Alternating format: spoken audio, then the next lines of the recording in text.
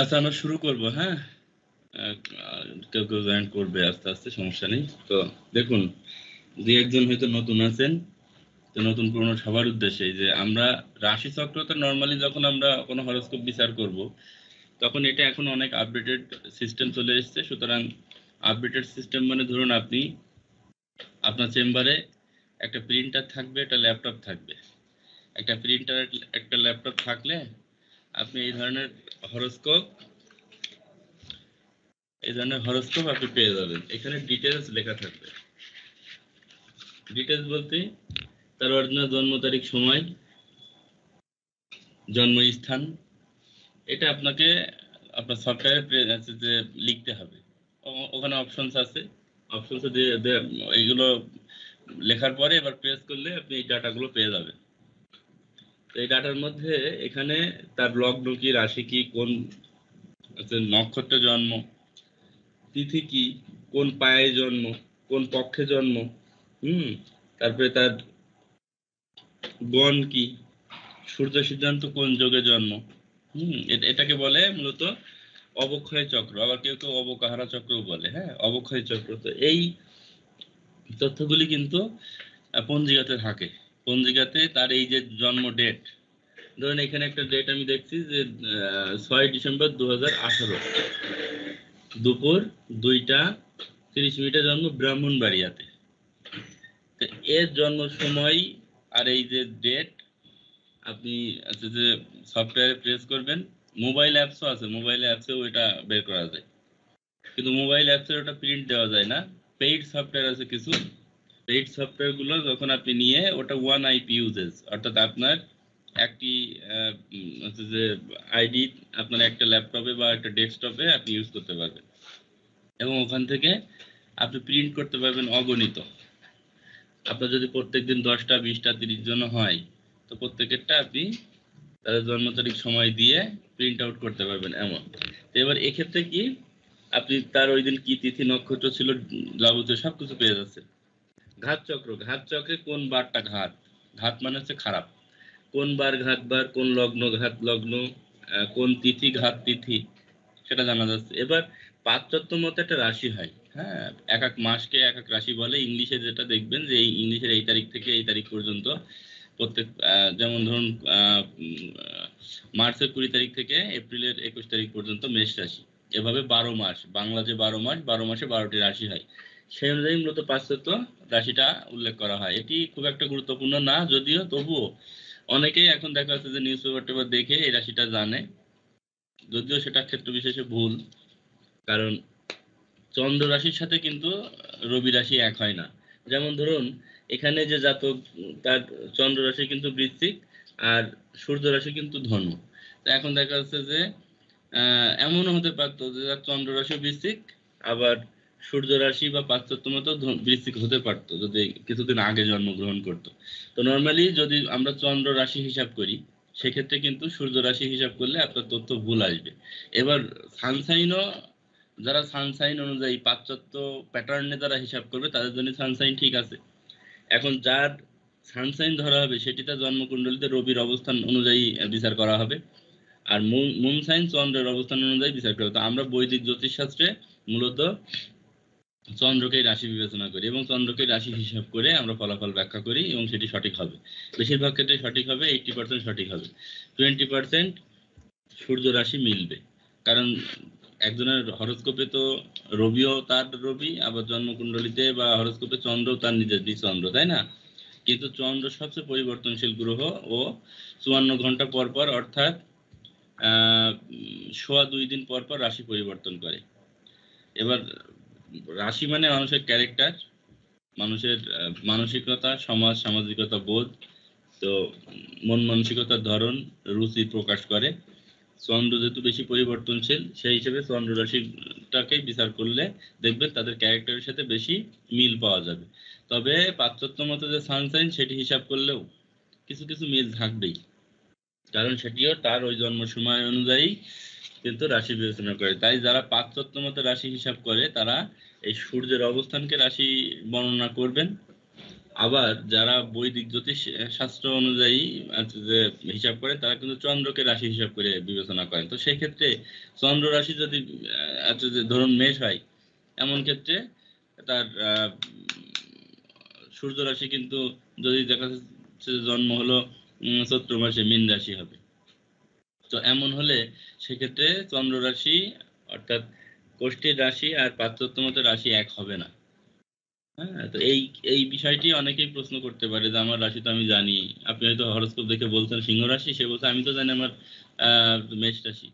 তো মূলত এই সে জানে, অনেকেই জানে যারা কোষ্ঠী বিচার করেছে তারা এই সিংহই জানবে, চন্দ্র অনুযায়ী জানবে, কারণ কোষ্ঠীতে এটি হিসাব করা হয়, এটি প্রেজেন্ট করে। এখন এ কথাটা আলোচনা করছে এই জন্যে, ধরুন সেকেন্ড যে পেজটা আপনারা পাবেন যখন সফটওয়্যার প্রিন্ট করবেন ওখান থেকে, তখন এই ধরনের একটা লগ্ন কুণ্ডলী পাওয়া যাবে, নবাংশ কুণ্ডলী পাওয়া যাবে, চন্দ্র কুণ্ডলী পাওয়া যাবে, কোন গ্রহ কত ডিগ্রিতে আছে, কোন গ্রহটি কত ডিগ্রিতে আছে সেটি কিন্তু আপনারা গ্রহের পাশে ডিগ্রিটা লেখা থাকবে। এই ডিগ্রি অনুযায়ী আবার উপরে একটা গ্রহ স্থিতি চার্ট থাকবে। এই চার্টের মধ্যে কোন গ্রহ কত ডিগ্রিতে আছে সেই অনুযায়ী সে কোন নক্ষত্র পেয়েছে এটি কিন্তু উল্লেখ করা এখানে থাকে। তো এইবার এই যে চার্টটি মূলত 12টি ঘর, 12টি ঘরের মধ্যে আমরা জানি প্রত্যেক দিন 2 ঘন্টা পর পর লগ্ন চেঞ্জ হয়। অর্থাৎ আজকে ভোর 5টা থেকে আগামীকাল ভোর 4:49 অর্থাৎ 5টা পর্যন্ত 12টি লগ্নই কিন্তু এই 24 ঘন্টায় আপনি 12টি লগ্নের মানুষই কিন্তু জন্মগ্রহণ করবে। আবার হ্যালো, হ্যাঁ বলেন। হ্যাঁ বন্ধু, জানতে চাচ্ছি এখানে এই যে এই সূর্য রাশি এবং চন্দ্র রাশি যেটা আছে আর কি, হ্যাঁ, এখন চন্দ্র রাশি অনুযায়ী একজনের যদি মীন রাশি হয়, আমার সূর্য রাশি অনুযায়ী যদি সে তুলা রাশি হয়, ঠিক আছে, এখন এই যে দুইটা রাশি হয়ে গেল, এখন বিচার করার সময় কোনটা প্রাধান্য দিবে? মনে করো বৈদিক যেটা। বললাম তো যে তাকে আমি ইনফরমেশন দেব এমন যে এই যে আমি লিখে দিয়েছি যে আপনি জন্মে বৃশ্চিক রাশির জাতক, যদিও পাশ্চাত্য মতে পত্রিকায় ধনু রাশি দেখিবেন। অর্থাৎ আপনার যদি পত্রিকায় রাশিফল দেখার অভ্যাস থাকে তাহলে তাকে বলে দেবেন যে আপনি পাশ্চাত্য মতে পত্রিকায় ধনু রাশি দেখবেন, কিন্তু তার রাশি ধনু হলো না। ওটা পাশ্চাত্য মতেই পত্রিকাতে রাশিফলটা লেখে, তাই যদি পত্রিকার রাশিফল সে মিলাতে চায় সেক্ষেত্রে ধনুটা দেখবে, কিন্তু তার অরিজিনাল রাশি তো বৃশ্চিক, কারণ রাশি মানে তো চন্দ্র। হ্যাঁ, তো আমরা যখন কোষ্ঠী বিচার করব তখন চন্দ্রকেই রাশি বলতে হবে। এবার যদি কারো পাশ্চাত্য মতে দেখার ইচ্ছা থাকে আপনি উল্লেখ করে দিলেন, এখানে আপনার কোনো দোষ থাকলো না। এবার এক্ষেত্রে মুন সাইন আর সানসাইন দুইটা, কেউ সানসাইন ধরে কেউ মুন সাইন ধরে, কিন্তু আমরা সবাই মুন সাইন ধরবো, সানসাইন আমাদের কাছে অপশনাল, বিবেচনা। এর কারণ হচ্ছে যৌক্তিকতা হচ্ছে এই যে ধরুন আপনি একটা মানুষ, স্বাভাবিকভাবে আপনার জন্ম হয়েছে জানুয়ারি মাসের 15 তারিখে, তা আপনি কি যে ফেব্রুয়ারির 20 তারিখ থেকে জানুয়ারির 21 তারিখ পর্যন্ত 31 দিন আপনার জন্মদিন ধরবেন? 15 জানুয়ারি জন্ম, আপনি কেক যদি কাটেন জন্মদিনের তাহলে 15 জানুয়ারি কাটবেন। অর্থাৎ আপনার জন্মদিন কিন্তু একদিনই, এটা হচ্ছে শার্প্যাট, অর্থাৎ একদম নির্দিষ্ট একটা দিনে আপনার জন্ম। সুতরাং আপনি তো এক মাস আপনার জন্ম অ্যাপারেন্ট ধরবেন না, নির্দিষ্ট একটি ডেটেই আপনার জন্ম, কিন্তু আপনি কেন ধরতে যাবেন যে আপনার এক মাসের মধ্যে জন্ম হয়েছে তাই আপনার এই রাশি? কথা বুঝতে পেরেছেন? তো ওটা হচ্ছে অ্যাপারেন্ট একটা হিসাব। এখন ধরুন আমরা যখন আর্টিকেল লিখি, কোনো আর্টিকেল যখন লিখি তখন আমরা কিন্তু স্পেসিফিক কোনো ব্যক্তির উদ্দেশ্যে লিখতে পারবো না, কারণ পৃথিবীতে প্রায় 650-700 কোটি মানুষ। তা আপনি সব মানুষকে কি একটা মানে নির্দিষ্ট করে যদি ভাগ করা হয়, ধরুন প্রত্যেকদিন চন্দ্র থাকে 24 ঘন্টায় 13°20' করে, অর্থাৎ আমরা জানি একটি রাশি চক্রে যে 30 ডিগ্রি একটা রাশি চক্রের মান, তো এই 30 ডিগ্রি আবার 3টে নক্ষত্র পাই, একটা নক্ষত্রের মান 13°20' করে। তাহলে চন্দ্র যদি 2.5 দিন এক রাশিতে থাকে মানে 54 ঘন্টা থাকে, তো চন্দ্র কিন্তু প্রত্যেক দিন একটা করে নক্ষত্র অতিক্রম করে। চন্দ্র যদি আজকে অশ্বিনী নক্ষত্রে থাকে আগামীকাল ভরণী নক্ষত্রে থাকবে, তারপরের দিন থাকবে কৃত্তিকা নক্ষত্র, এইভাবে সে 24 ঘন্টায় কিন্তু একটি নক্ষত্র অতিক্রম করে। অর্থাৎ চন্দ্র একটি রাশিতে থাকে মাত্র 54 ঘন্টা। তো এবার যে এক মাসে রবি বলতে এই এক মাসের মধ্যে যারা জন্মগ্রহণ করবে তাদের সবারই রাশি ধরুন মেষ। আমরা ধরলাম যে মেষ রাশি পাশ্চাত্য মতে ধরে মার্চ মাসের 20 তারিখ থেকে এপ্রিল মাসের 21 তারিখ পর্যন্ত। এখন যদি মার্চ মাসের 20 তারিখে চন্দ্র মেষ রাশিতে থাকে, চন্দ্র কিন্তু ওখানে থাকবে মাত্র 54 ঘন্টা, অর্থাৎ সোয়া দুই দিন পরে চন্দ্র চলে যাবে বৃষ রাশিতে। তারপরে চন্দ্র বৃষ রাশিতে সোয়া 2 দিন থাকার পরে চলে যাবে মিথুন রাশিতে। এভাবে চন্দ্র 27 দিন পর কিন্তু আবার মেষ রাশিতে ফিরে আসবে। অর্থাৎ এই 27 দিনের মধ্যে চন্দ্র কিন্তু 12টি রাশির মানুষকেই কিন্তু জন্মগ্রহণ করাচ্ছে। কিন্তু রবি একটি রাশিতেই অবস্থান করছে। তা যেখানে 27 দিনে 12টি রাশিরই মানুষ পৃথিবীতে জন্মগ্রহণ করতে পারে, সেখানে আপনি এক রবির অবস্থানকে রাশি বিবেচনা করে ওই 30 দিনের মধ্যেই যাদের জন্ম হবে তাদেরকে একটি রাশি বিবেচনা করবেন। তো এটা তো মানে পরিবর্তনশীলতা আছে যে উপস্থিতিটা তখন কমে গেল। আর চন্দ্র সবচেয়ে পরিবর্তনশীল গ্রহ দ্রুত গতির গ্রহ। একমাত্র চন্দ্রই 27 দিনে 12টি রাশি পরিভ্রমণ করতে পারে। তো রাশি বা ক্যারেক্টার বা মানুষের মেন্টালিটি, রুচি, চরিত্রকে প্রকাশ করে রাশি। তো যেহেতু পরিবর্তনশীলতা মানুষের চরিত্রের একটা বৈশিষ্ট্য, আর চন্দ্র সবচেয়ে বেশি পরিবর্তনশীল, যার কারণে চন্দ্র রাশিটাই অধিকতর যুক্তিযুক্ত। এটা কমন হিসাব। আপনারা এ ব্যাপারে কোনো কনফিউজ হওয়ার কোনো কারণ নেই। আপনি চন্দ্র রাশিকেই 100% প্রায়োরিটি দেবেন। ক্ষেত্র বিশেষে অনেকেই জানে যে তার রাশি জন্ম ডেট অনুযায়ী ধরুন আলাদা হতে পারে। এবার আপনি কাউকে বলছেন আপনার মেষ রাশি, কিন্তু সে হয়তো পত্রিকায় দেখে বা জন্ম তারিখ অনুযায়ী জানে তার কর্কট রাশি। তখন আপনার সাথে তার একটা মিসআন্ডারস্ট্যান্ডিং হতে পারে। আপনি হয়তো বললেন মেষ রাশি, সে বলতে পারে যে না আমি তো জানি আমার রাশি হচ্ছে কর্কট। তো এই ক্ষেত্রে যে ধরুন দুজনের ভিতরে মতের ভিন্নতা আসছে, কিন্তু দুজনই সঠিক হচ্ছে আপনি 100% সঠিক। কারণ হচ্ছে যে আপনি চন্দ্র অনুযায়ী রাশি বলছেন, কিন্তু কেউ যদি পাশ্চাত্য মতে দেখে তো সেটিকেও আপনি ভুল বলতে পারবেন না। ওটিও পাশ্চাত্য মতে সঠিক। তখন আপনাকে উল্লেখ করতে হবে যে আপনার রাশি পাশ্চাত্য মতে হচ্ছে যে কর্কট। তো নর্মালি কর্কট রাশি যদি কেউ হিসাব করে পাশ্চাত্য মতে, সেক্ষেত্রে 20% এর বেশি মেলার কোনো সুযোগ নেই। তার ফলাফল 20%ই মিলবে। আপনারা নিজেরাও দেখবেন আপনাদের পাশ্চাত্য মতে যে রাশি ওই হালকা হয়তো একটা ঘটনার সাথে মিলে যাবে। কারণ মিলবে কেন? কারণ ওই রাশিটা তো বিবেচনা করেছে রবির অবস্থান থেকে। তো রবিও তো একটা মানুষের তার নিজের হরোস্কোপেরই একটা গ্রহ, তাই না? তো তার ফলাফলটি তার জীবনে মিলবে না? অবশ্যই মিলবে। তো এই ক্ষেত্রে এটা কনফিউজড হওয়ার কোনো কারণ নেই। নর্মালি এটা দুইটা সিস্টেম। এখন ধরুন আমরা জানি যে ওয়েস্টার্ন জোডিয়াক বা পাশ্চাত্য মতে তারা ওটা ফলো করে। এখন আপনি ওটা ভুল বলবেন কেন? তাদের মতে ওটা ঠিক আছে, কিন্তু আমরা ওটা করব না। আমরা বিচার করব আমাদের বৈদিক জ্যোতিষ মতে, এবং এটি অ্যাপ্রোপ্রিয়েট এবং এটি সবচেয়ে বেশি যুক্তিযুক্ত। কারণ যুক্তিযুক্ত এই জন্যে যে এই চন্দ্র রাশির প্রভাবটি নবগ্রহের যে হিসাব, সেই হিসাবে আমরা আমাদের ক্ষেত্রে বেশি গুরুত্ব বহন করে। কারণ দেখুন, যখন গোচর বিচার করা হয় জ্যোতিষ শাস্ত্রে, গোচর ফলাফল হিসাব করার গতদিন আমি হয়তো আলোচনা করেছিলাম আপনাদের সাথে যে গোচরের অবস্থান বিচার করতে গেলে আপনাদেরকে যেমন লগ্ন থেকে বিচার করতে হয়, আবার রাশি অর্থাৎ চন্দ্র থেকেও বিচার করতে হয়, বলেছে কিনা? তাহলে সূত্রটি কিন্তু এভাবে আছে যে দ্রুতগতির গ্রহগুলি লগ্ন থেকে, কিন্তু এই দ্রুতগতির গ্রহগুলি চন্দ্র থেকে কিন্তু গোচর বিচার করলে বেশি প্রভাব বা ফলাফল প্রদান করেন, বা সেটি অধিক ক্ষেত্রে দেখা যায় যে বেশি সঠিক হচ্ছেন। আর মন্দগামী গ্রহ যেগুলি, মন্দগামী মানে যে গ্রহগুলি একটু স্লো মুভমেন্টে চলে, স্লো মুভমেন্ট যে গ্রহগুলির, সেই গ্রহগুলির অবস্থা কিন্তু লগ্ন থেকে এবং চন্দ্র থেকে উভয় থেকেই বিচার করা যাবে। তো লগ্ন থেকে বিচার করলে বেশি গুরুত্ব বহন করে। তো এক্ষেত্রে এই ফলাফলগুলি কিন্তু যদি রবিকেই আমরা রাশি ধরতাম, বা ধরুন শাস্ত্রের বিভিন্ন জায়গায় যে বর্ণনাগুলি আছে সেক্ষেত্রে রবিকে রাশি ধরলে বিবেচনা করলে কিন্তু বলতো যে আপনারা লগ্ন থেকে বিচার করবেন আর রবি থেকে বিচার করবেন। ফলাফলটা কিন্তু চন্দ্র আর লগ্ন থেকে আসছে। কারণ কি, লগ্ন মাত্র 2 ঘন্টা এক একটি রাশিতে, এই এক একটি লগ্ন 2 ঘন্টায় এক একটি রাশি পরিবর্তন করে। তার মানে ও সবচেয়ে বেশি দ্রুতগামী। এবং চন্দ্র 2.25 দিন, লগ্নের পরে চন্দ্র বেশি গতিশীল। এই জন্য এই হিসাবগুলো এইভাবে করতে হয়, এগুলো নিয়ম, এগুলো বোঝার কিছু নেই। যদি আমি চেষ্টা করছি হয়তো আপনাদের একটু সহজ করার, কিন্তু আলটিমেটলি এগুলো রুলস। আর রুলস কখনো বোঝার, রুলসটা বুঝতে নেই, রুলস বুঝতে হয় না, এটা নিয়ম। তো নিয়ম মানতে হয়, আপনার নিয়মটা মুখস্থ করতে হবে।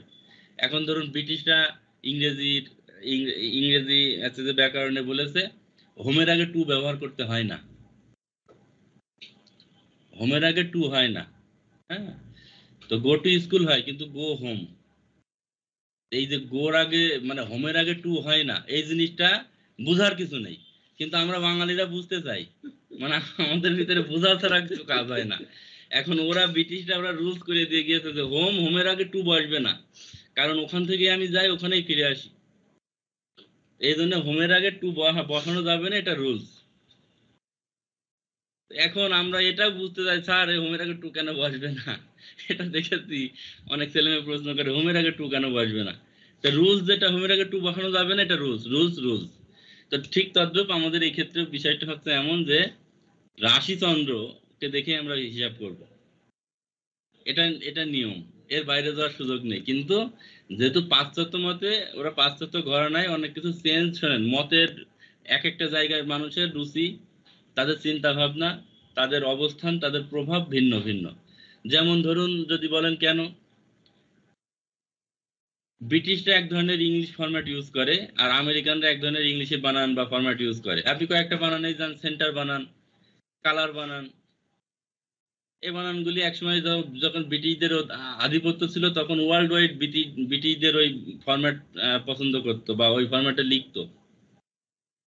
এখন দেখা যাচ্ছে কি সেন্টার বানান দুই রকম হয়ে গেছে, CENTER আর CENTRE, ভুল কোনোটিই না, দুটোই সঠিক।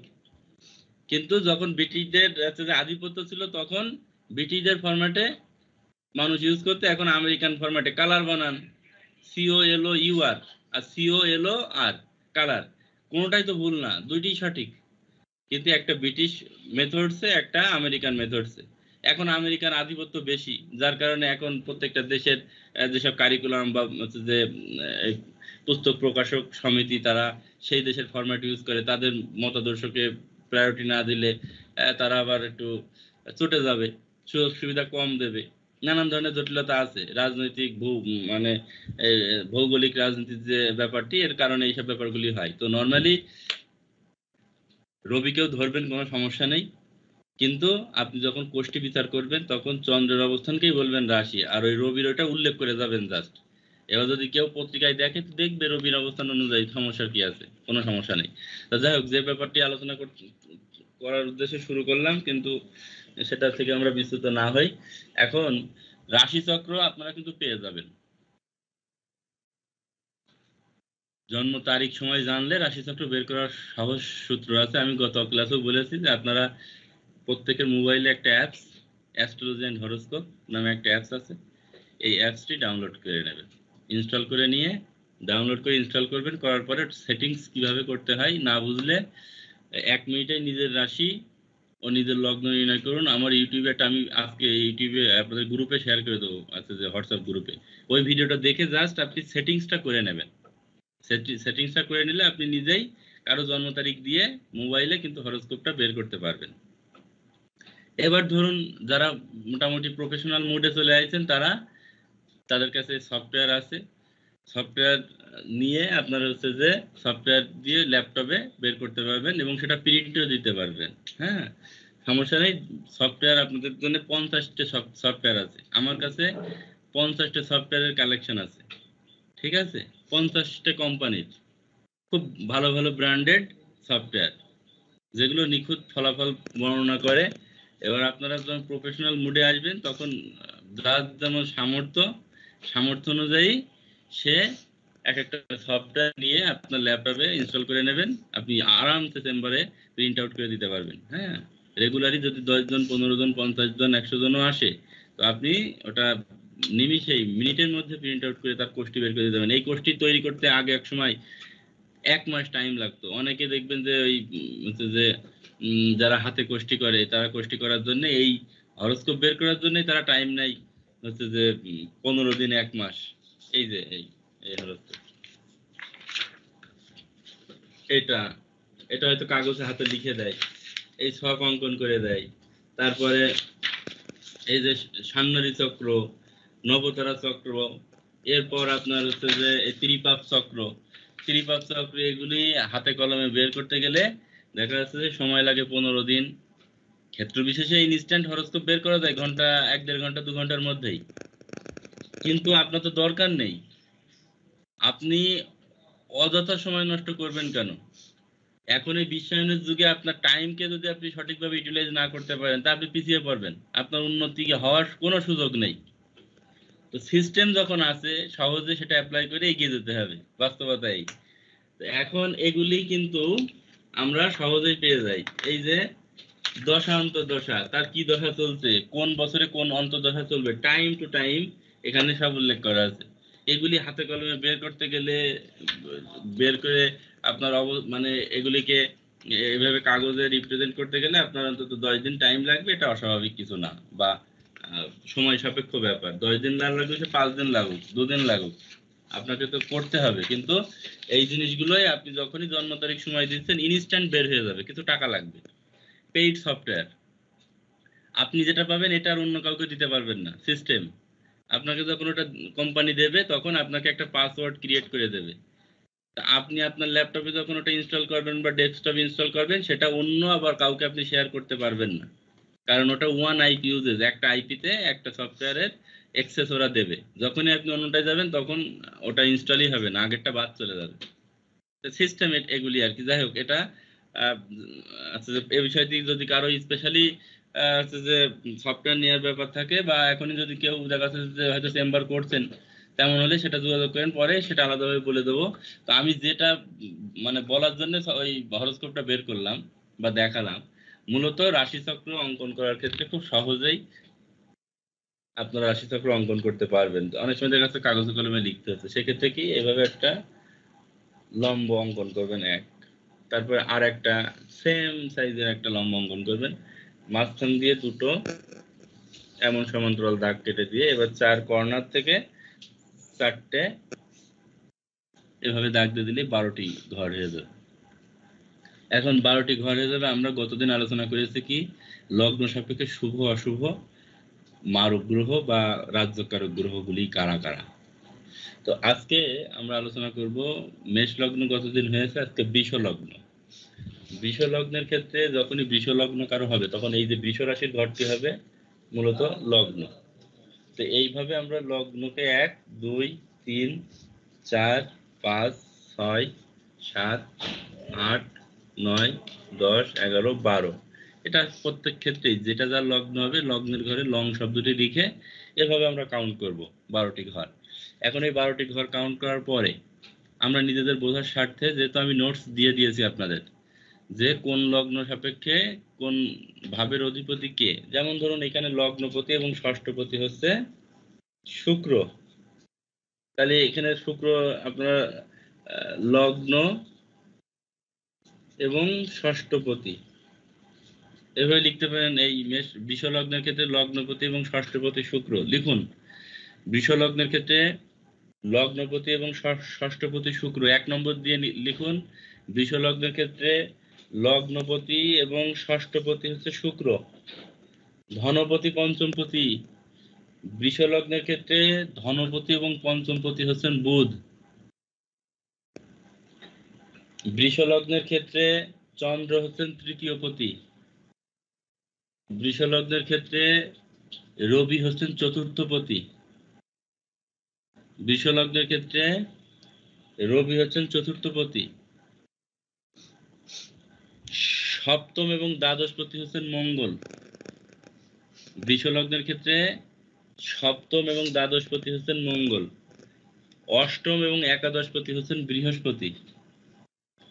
বৃষ লগ্নের ক্ষেত্রে অষ্টম এবং একাদশপতি হচ্ছেন বৃহস্পতি, আর নবমপতি এবং দশমপতি অর্থাৎ ভাগ্য এবং কর্মপতি হচ্ছেন শনি মহারাজ।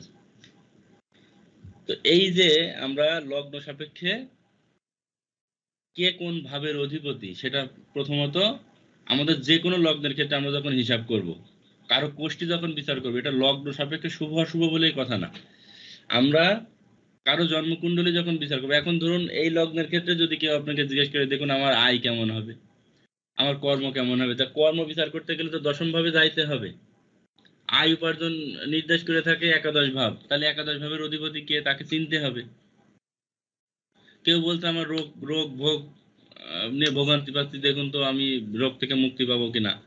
তো সেক্ষেত্রে আপনাকে তো 6, 8 দেখতে হবে। দ্বিতীয় ভাব আরোগ্য বা রোগ থেকে মুক্তির কারক, সেকেন্ড হাউস, সেই জায়গাকে দেখতে হবে। তো এইভাবে ফলাফলটা আসবে। তো যাই হোক, আমরা সে ফলাফলের আগে আগে ফলাফলে না যাই, আমরা মূলত এখানে দেখি যে আমাদের এই যে ভাবগুলি আমরা প্রথমে চিনলাম। এখন ভাবগুলি চেনার পরে আমি গতদিন বলেছি একটা কথা আপনাদেরকে, যে লগ্ন সাপেক্ষে শুভ অশুভর যে হিসাব, এই হিসাব করতে গেলে প্রথমত লগ্নপতি, যেমন লগ্নপতি শুক্র, এই লগ্নপতি শুক্রকে কিন্তু তুলনার সূচক হিসেবে ইউজ করতে হবে। তুলনার সূচক মানে কি, যে আপনি ওই লগ্নপতির মিত্র হবেন না অশুভ হবেন, না লগ্ন সাপেক্ষে রাজ্যকারক গ্রহ হবেন, সেটি নির্ণয় করবে কে, লগ্নের মিত্র গ্রহ কিনা বা কেন্দ্র বা কোণের অধিপতি কিনা। এখন আমরা সেই হিসাবে আসি। লিখুন, বৃষ লগ্নের ক্ষেত্রে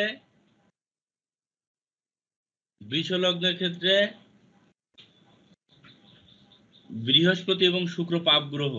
একদম একটা লাইনে কোটেশন করে লিখবেন, স্টার চিহ্ন দিয়ে, এক, বৃষ লগ্নের ক্ষেত্রে শুক্র এবং বৃহস্পতি পাপ গ্রহ, কথা শেষ। এখানে দাড়ি চিহ্ন দেন। এবার লিখুন, বৃহস্পতি এবং মঙ্গল পাপ ও মারক গ্রহ। 2 নম্বর দিয়ে লিখুন, বৃহস্পতি এবং মঙ্গল পাপ ও মারক গ্রহ।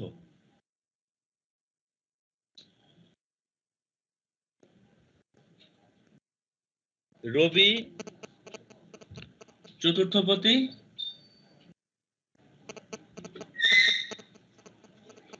এবং শনি ভাগ্য ও কর্মপতি। রবি চতুর্থপতি এবং শনি ভাগ্য ও কর্মপতি।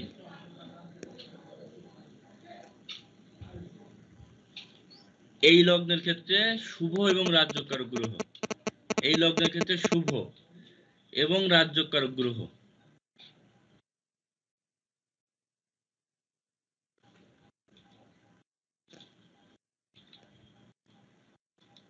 বুধ দ্বিতীয় পতি এবং পঞ্চম পতি, পর আশ্রয়ে ফলদাতা। বুধ দ্বিতীয় পতি এবং পঞ্চম পতি।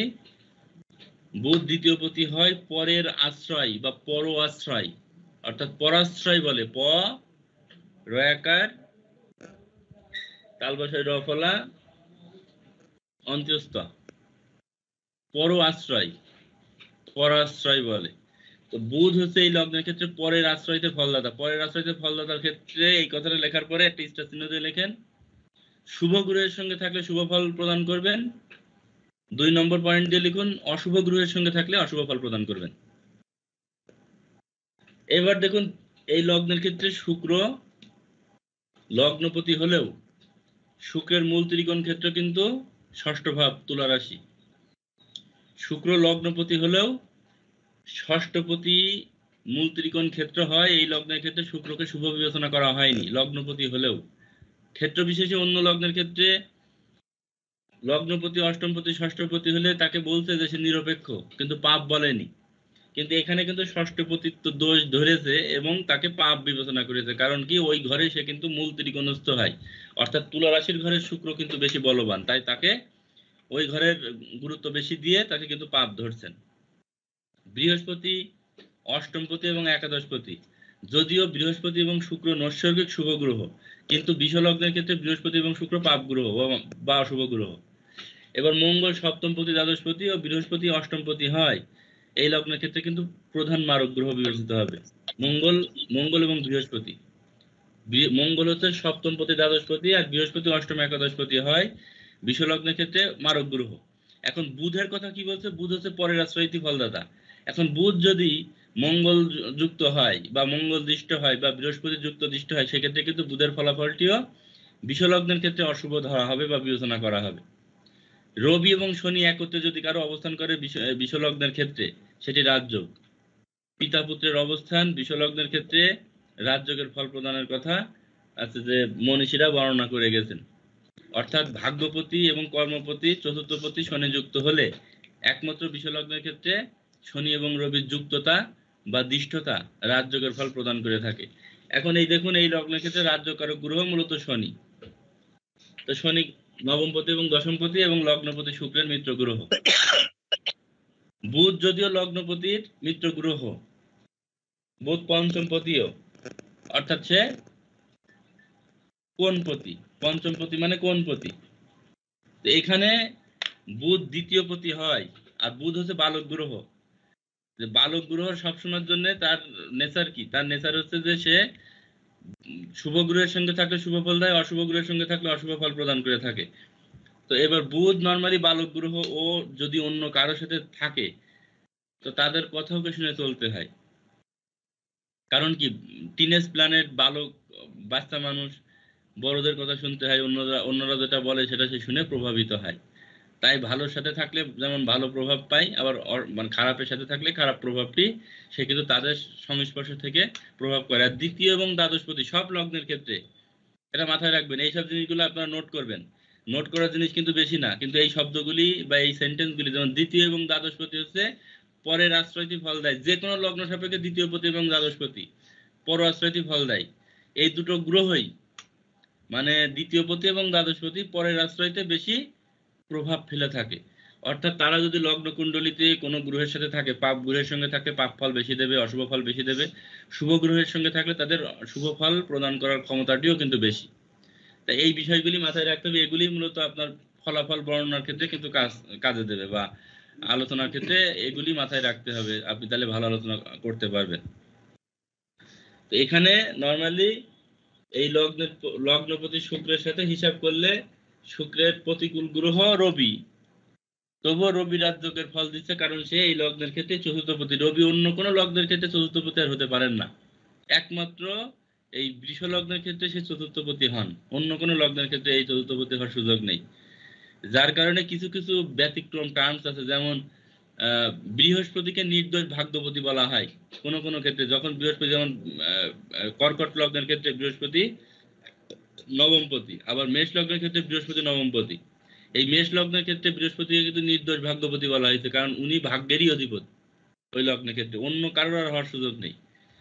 কিন্তু অন্য গ্রহগুলি কিন্তু ক্ষেত্র বিশেষে দুইটি করে লগ্নের ভাগ্যপতি হতে পারেন। যদিও চন্দ্রের ক্ষেত্রেও বিষয়টি একই আসছে, চন্দ্র ওই একটি ভাবের অধিপতি যেহেতু। কিন্তু দেখবেন শনি কিন্তু দুইটি দুইটি লগ্নের ভাগ্যপতি হতে পারেন না। শনি বিষ লগ্নের ক্ষেত্রে যেমন ভাগ্যপতি, মিথুন লগ্নের ক্ষেত্রে আবার ভাগ্যপতি। যখনই আপনারা মিথুন লগ্ন হিসাব করবেন, দেখেন মিথুন লগ্নের হরোস্কোপ একটা আমি অঙ্কন করি। এই যে মিথুন লগ্ন,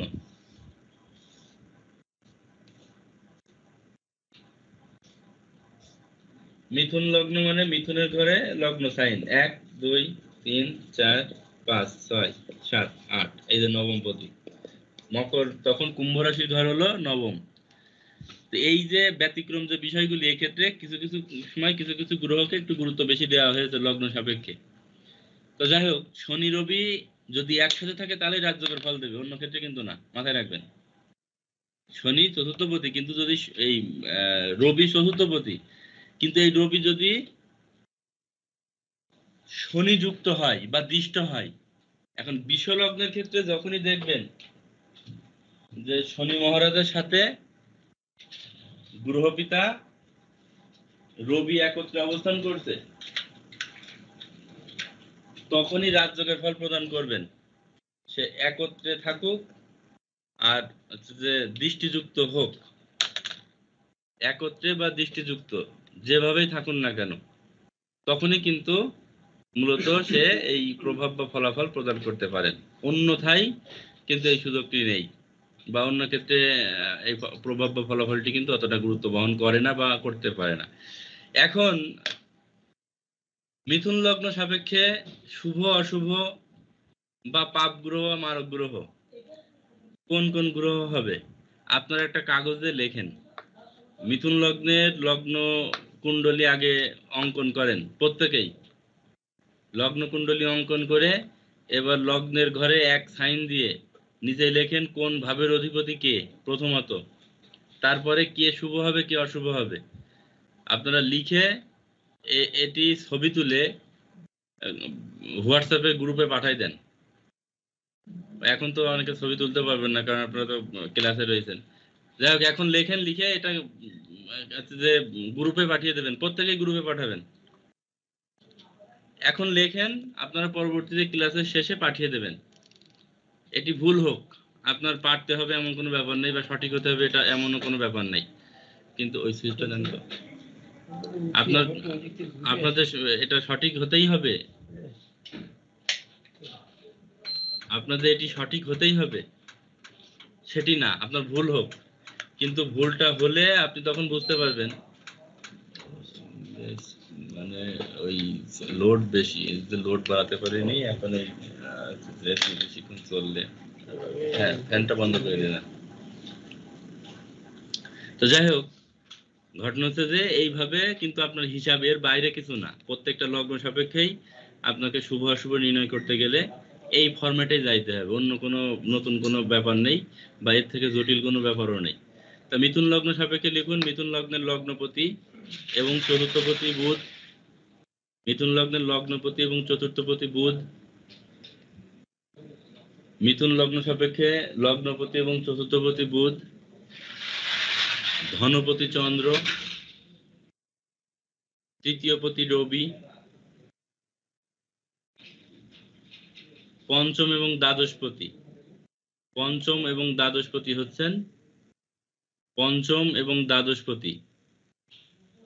হচ্ছেন শুক্র।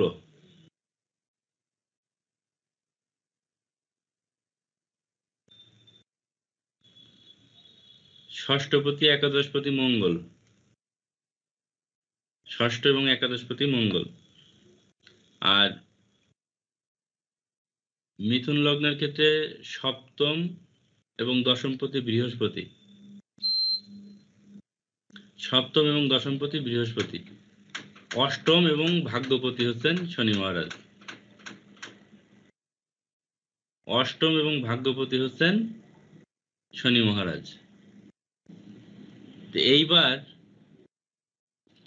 এই মিথুন লগ্নের ক্ষেত্রে একটা ব্যতিক্রম কম্বিনেশন আছে, সেটি হচ্ছে বৃহস্পতি এই লগ্নের ক্ষেত্রে সপ্তমপতি এবং দশমপতি, তার মানে কেন্দ্রপতি না, সপ্তম কেন্দ্র দশম কেন্দ্র। তো বৃহস্পতি মিথুন লগ্নের ক্ষেত্রে কেন্দ্রপতি হলেও শুভ গ্রহের কেন্দ্রপতিত্ব দোষ বিবেচনা করা হয়। একমাত্র কন্যা লগ্ন এবং মিথুন লগ্নের ক্ষেত্রে বৃহস্পতিকে শুভ গ্রহের কেন্দ্রপতিত্ব দোষ বিবেচনা করে অশুভ বলা হয়েছে। তাহলে মিথুন লগ্নের ক্ষেত্রে কিন্তু বৃহস্পতি অশুভ গ্রহ। মানে অশুভ গ্রহ কেন হলো? মিথুন লগ্নের ক্ষেত্রে নর্মালি বৃহস্পতি লগ্নপতির সাথে শত্রু সম্পর্ক বিদ্যমান, যার কারণে মিথুন লগ্ন এবং কন্যা লগ্নের ক্ষেত্রে বৃহস্পতিকে শুভ বলা হবে না।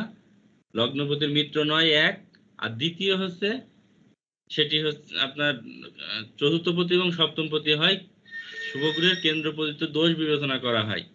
তো শুভ গ্রহের কেন্দ্রপতিত্ব দোষ এটি একটা রুলস, লিখে নেবেন যে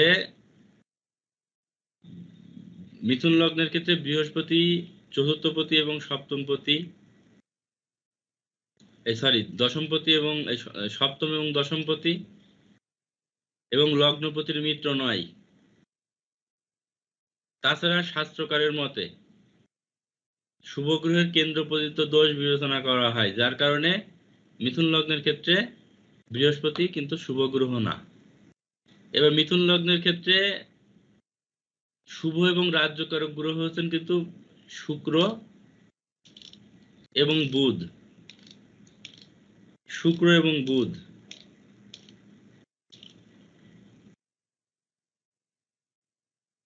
কারণ কি, বুধ হচ্ছে লগ্নপতি এবং চতুর্থপতি। বুধ লগ্নপতি এবং চতুর্থপতি হয় এবং লগ্নপতি লগ্ন সাপেক্ষে কেন্দ্র এবং কোণের অধিপতি হয়। বুধকে এই লগ্নের ক্ষেত্রে রাজ্যকারক গ্রহ বলা হয়েছে এবং শুক্র কিন্তু দ্বাদশপতি হলেও পঞ্চমপতি। ওই যে আগেই বললাম পঞ্চম ভাব হচ্ছে তুলা, তুলা রাশির ঘরটি শুক্রের জন্য কিন্তু তার মূল ত্রিকোণ ক্ষেত্র, এই জন্য দ্বাদশপতি হলেও লগ্নপতির মিত্র হয় এবং মূল ত্রিকোণ ভাব পঞ্চম হয়। শুক্রকে কিন্তু এই ক্ষেত্রে শুভ বিবেচনা করা হবে এবং রাজযোগের ফল প্রদান করার ক্ষমতা কিন্তু শুক্র রাখে। এবার বুধ শুক্রের সাথে শনির একত্রে অবস্থানকেও, যেহেতু শনি ভাগ্যপতি এবং এই ভাগ্য ভাব কুম্ভ রাশির ঘরটি কিন্তু শনির মূল ত্রিকোণ ক্ষেত্র, যার কারণে শনিকে মকর অপেক্ষা কুম্ভে বেশি বলবান বিচার করা হয়। তো কুম্ভের শনিকেই কিন্তু এক্ষেত্রে বেশি গুরুত্ব প্রদান করা হবে এবং ভাগ্যপতি বিবেচনায় লগ্নপতির মিত্র হয়, তাকে কিন্তু শুভ গ্রহই বিবেচনা করা হয়। এবং রাজযোগের ফল কখন দেবে? যদি বুধ আর শুক্রের সাথে অবস্থান করে থাকে, তখন একা একা পারে না। মঙ্গল বৃহস্পতি এই লগ্নের ক্ষেত্রে অশুভ গ্রহ, মঙ্গল মারক গ্রহ। বৃহস্পতিকে অশুভ বিবেচনা করা হয়েছে, মঙ্গলকে মারক বিবেচনা করা হয়েছে, কারণ মঙ্গল হচ্ছে ষষ্ঠপতি এবং একাদশপতি এবং লগ্নপতির শত্রু গ্রহ, যার কারণে এখানে মঙ্গলকে কিন্তু অশুভ বিবেচনা করা হয় বা মারক গ্রহ বিবেচনা করা হয়।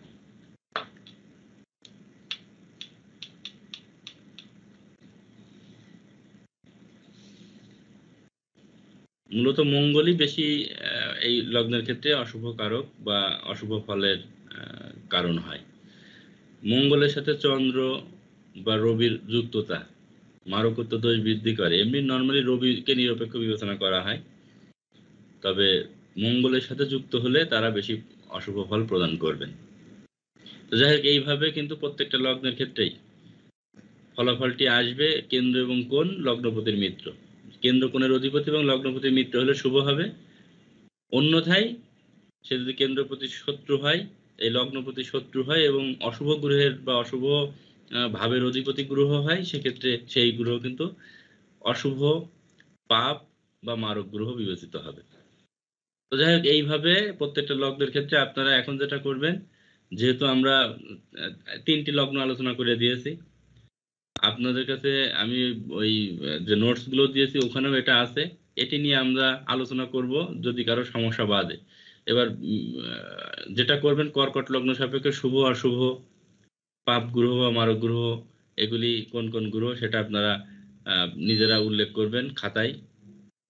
তারপরে সিংহ লগ্নের ক্ষেত্রে কে শুভ গ্রহ, অশুভ গ্রহ, পাপ গ্রহ বা মারক গ্রহ, সেটিও আপনারা নিজেরা ওইভাবে ওখান থেকে মার্ক করবেন। এগুলো মূলত খাতায় লিখবেন, কারণ আপনারা এখন কিছুটা বুঝতে পারছেন, পাশাপাশি আপনাদের কাছে নোটস আছে। তো নোটস প্লাস হচ্ছে যে এই যতটুকু মাথায় এখন পর্যন্ত আপনাদের আছে, এগুলো নিয়ে এবার প্রত্যেকটা লগ্ন সাপেক্ষে আপনারা নিজেরা নিজেরা ওইটা লেখার চেষ্টা করবেন এবং ব্যাখ্যাটা নিচেই লিখবেন।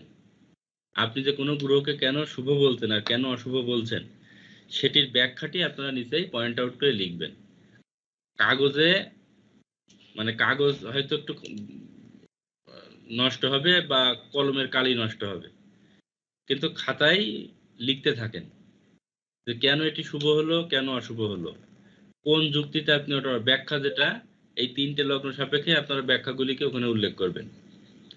বাকি ক্ষেত্রে আমার মনে হয় না সমস্যা হবে। এবার আপনারা এটা আগামী 1 সপ্তাহে প্রত্যেকদিন এক একটি করে লগ্নকে নিয়ে রিসার্চ করুন, ক্লিয়ার ওইভাবে লগ্ন কুণ্ডলীটা অঙ্কন করবেন। তারপরে কে কোন ভাবের অধিপতি সেগুলিকে মেনশন করবেন। করার পরে এবার কে কেন্দ্রের অধিপতি, কে কোণের অধিপতি, কে 6, 8, দ্বাদশের অধিপতি, এগুলিকেও মার্ক করবেন, লিখবেন। লেখার পরে এবার এই গ্রহটি শুভ হবে বা এই গ্রহটি অশুভ হবে, এভাবে আপনারা এটা উল্লেখ করে খাতায় লিখবেন। দেখবেন আপনি যদি নাও পারেন, আপনার ভুলও যদি হয়, তবু আপনি কিছু বুঝতে পারবেন যে না, এই লগ্ন সাপেক্ষে এটি শুভ, এটি অশুভ। এখন ধরুন অভিজ্ঞতার একটা কথা বলি, এই জিনিসটা একটু কঠিন, কারণ আপনি লগ্ন কুণ্ডলী সাপেক্ষে কোন গ্রহ শুভ আর কোন গ্রহ অশুভ, এই জিনিসটা যখন আপনি সেকেন্ডের মধ্যে বলতে পারবেন, সেকেন্ডের মধ্যে কিভাবে? আপনি ধরুন একটা লগ্ন কুণ্ডলী, একটা হরোস্কোপ পেলেন, হরোস্কোপে আপনি দেখছেন কন্যা লগ্ন, এখানে কন্যা লগ্ন, এই যে ছিয়াশি সালে জন্ম একজনের, তার কন্যা লগ্ন। এখন এই কন্যা লগ্ন সাপেক্ষে যখন ধরুন আপনি হিসাব করছেন, তার কন্যা লগ্ন পেলেন, লগ্নর ঘরটি 1 নম্বর মার্ক করবেন। তো লগ্ন সাপেক্ষে 12টি ভাব আপনারা যখনই উল্লেখ করবেন, লগ্ন দ্বিতীয়, তৃতীয়, চতুর্থ, পঞ্চম, ষষ্ঠ, সপ্তম, অষ্টম, নবম, দশম, একাদশ, দ্বাদশ। এখন লগ্নপতি, কন্যা লগ্নের লগ্নপতি এবং দশমপতি হচ্ছেন বুধ, ধনপতি ভাগ্যপতি হচ্ছেন শুক্র, পঞ্চমপতি এবং ষষ্ঠপতি হচ্ছেন শনি মহারাজ, তৃতীয়পতি এবং অষ্টমপতি মঙ্গল, চতুর্থপতি এবং সপ্তমপতি বৃহস্পতি, একাদশপতি হচ্ছেন চন্দ্র, আর দ্বাদশপতি হচ্ছেন রবি।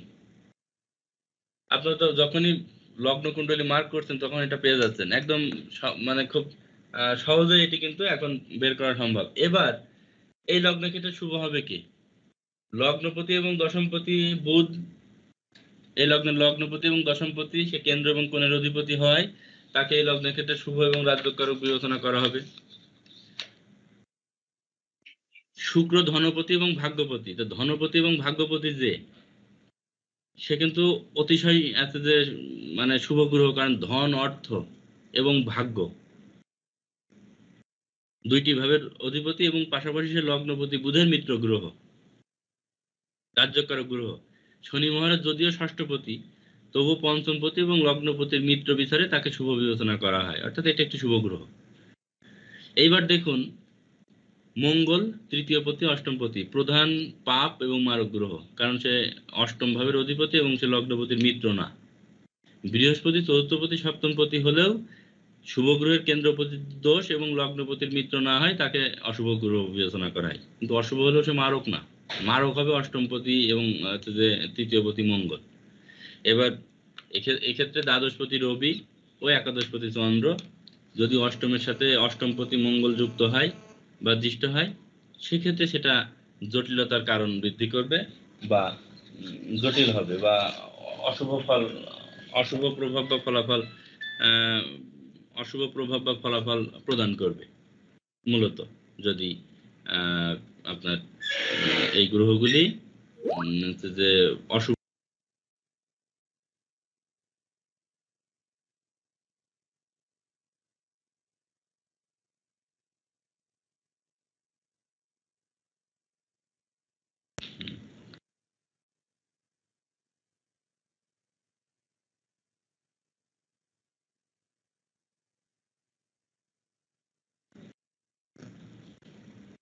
ফল প্রদান করবে যখন সে নিরপেক্ষ গ্রহ হয়েও, কোনো গ্রহ নিরপেক্ষ গ্রহ হয়েও যদি সে পাপ গ্রহ যুক্ত হয় বা দৃষ্ট হয়, তাহলে সেই গ্রহ কিন্তু অশুভ ফল প্রদান করে বা অশুভ প্রভাব প্রদান করবে।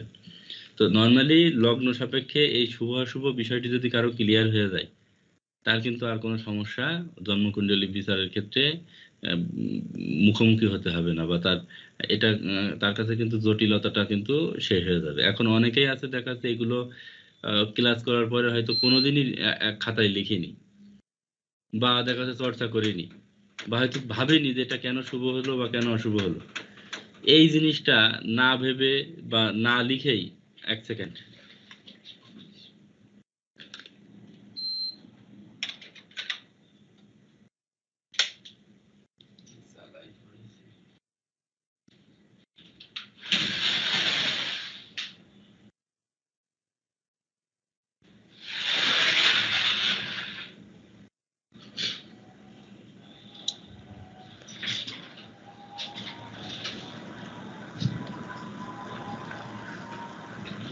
তো দেখা যাচ্ছে কি এই লগ্ন সাপেক্ষে শুভ অশুভ, পাপ বা মারক কোন গ্রহ হবে হয়তো ক্লাস করার পরেও বা নোটস করার পরেও কোনোদিন একটু খাতায় লিখিনি, আবার সেও বলছে যে আমি বুঝতে পারছি না বা বুঝতে পারিনি।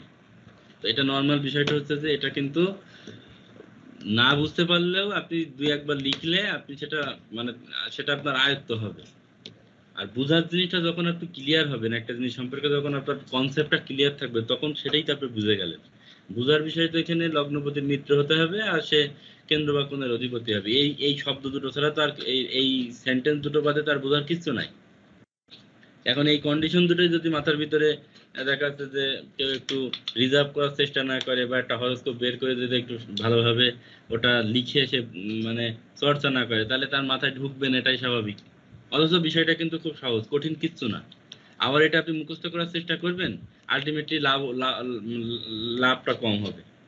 কারণ মুখস্থ করাটাও আসলে যৌক্তিক না, কারণ আপনাকে এই বিষয়গুলো একটু নিজে বুঝে সাথে সাথে প্র্যাকটিস করতে হবে। কারণ 12টি লগ্ন এখানে তো এমন না যে 120টা লগ্ন, যে আপনাকে 120টা জিনিস মাথার মধ্যে পাকাই যাচ্ছে। 12টা জিনিস, 12টা লগ্ন, লগ্ন সাপেক্ষে 9টা গ্রহের হিসাব। এটা খুবই সোজা বা সহজ, কিন্তু কম্বিনেশনটা আপনাকে বুঝতে হবে। মেষ লগ্ন সাপেক্ষে কেন কোন গ্রহ অশুভ বা কেন অশুভ না, কেন পাপ গ্রহ বা কেন মারক গ্রহ, কেন রাজ্যকারক গ্রহ, এই ব্যাখ্যাটা আপনি খাতায় লিখুন না, মানে হাফ পেজও হবে না। অথচ এই ব্যাখ্যাটা যদি আপনার মনে থাকে, তাহলে আপনার একটি মানে এই লগ্ন সাপেক্ষে এই ক্যারেক্টারিস্টিক্স এর কোনো কিছু মুখস্থ করা লাগবে না। কিন্তু এই সময়টা অনেকের হয়তো হাতে নেই, যার কারণে ওই জিনিসটা মানে বারবার দেখলেও বা শুনলেও হচ্ছে না। একটু খাতা কলম ইউজ করেন, লেখেন। যাই হোক, আমি এটি নিয়ে আর এখন আলোচনা করব না। আগামী দিন আপনারা যে যে কয়টা পারেন, কর্কট, সিংহ, কন্যা তো বলেই দিলাম, কর্কট, সিংহ, এবার তুলা, বৃশ্চিক, ধনু, মকর, কুম্ভ, মীন, সব রাশিগুলোর সাপেক্ষে শুভ অশুভটি খাতায় লিখবেন। যার ভুল হবে, মনে করেন যার ভুল হবে সে এগিয়ে যাবেন, এটাই বাস্তবতা। কারণ ভুল হওয়াটা আপনার নিজেকে সংশোধনের সুযোগ তৈরি করে দেয়। যার ভুল হয় না সে ধরুন মানে মানুষ না, সে হচ্ছে যে দেবতা বা ঈশ্বর তুল্য। আমরা তো মানব জন্মগ্রহণ করেছি না, মানব জাতি। আমাদের ভুল হওয়াটা অস্বাভাবিক কিছু না, মানুষ মাত্রই ভুল হয়। তাই যত চেষ্টা করবেন একটা জিনিস খাতায় লিখবেন, বোঝার চেষ্টা করবেন, ওই জিনিসটা দেখবেন ক্লিয়ার হয়ে যাচ্ছে, বা স্বাভাবিকভাবে ওইটা আপনাদের যে ভীতির কারণ থাকবে না বা ভয়ের কারণ থাকবে না। আর এটি নিয়েই চর্চা মূলত।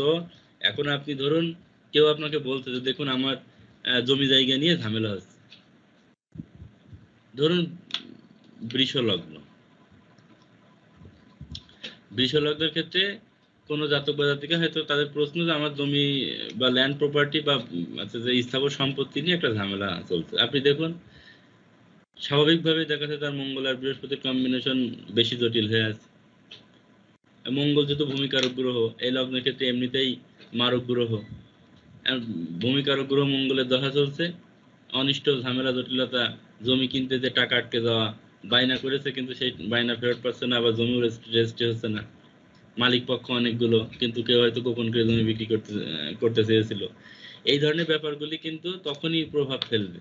তাহলে সেই ক্ষেত্রে আপনি প্রতিকারটা কি করলে তার এই জটিলতা থেকে মুক্তির সুযোগ বা এই জটিলতা থেকে তার বাঁচার সুযোগ তৈরি হবে, সেটি তো আপনি সহজেই তখন তাকে বর্ণনা করতে পারেন, বা তার ফলাফলটি আপনি তাকে বলে সতর্ক করতে পারেন। এগুলি সবসময় হবে না।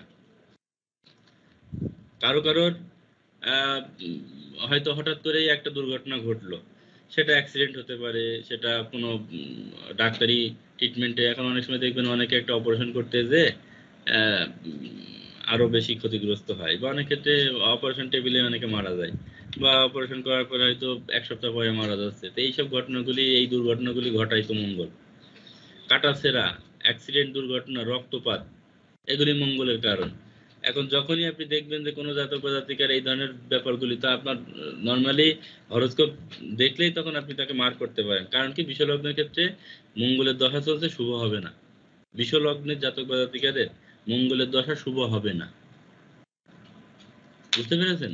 তাহলে এটি তো আপনার কেন ঘটছে? মঙ্গল এই লগ্নের ক্ষেত্রে অশুভ গ্রহ, সপ্তমপতি এবং দ্বাদশপতি, অশুভ এবং মারক গ্রহ। তো স্বাভাবিকভাবে মঙ্গলের সুপ্রভাব দেওয়ার ক্ষমতাটা কম। কিন্তু বিষলগ্নের ক্ষেত্রে হয়তো কেউ বলছে যে আমি দীর্ঘদিন চাকরি পাচ্ছি না, বয়স 35। আপনি দেখছেন যে 35 বছর বয়সের পরে তার শনির দশা আসছে। আপনি শনির দশা আসলে তার চাকরি হবে, এটা বলে দেন, নিশ্চিতভাবে চাকরি হবে। এখন এই শনির দশা আসলে চাকরি কেন হবে? শনি ভাগ্যপতি এবং কর্মপতি। তাহলে কর্মভাগ্যে তার উন্নতি হবে নিজের হাতে। 36-37 বছর বয়স হলেও সেই সময় দেখা যাচ্ছে হয়তো আগে একটা সার্কুলার করা ছিল, এই বয়সে এসে চাকরি হচ্ছে।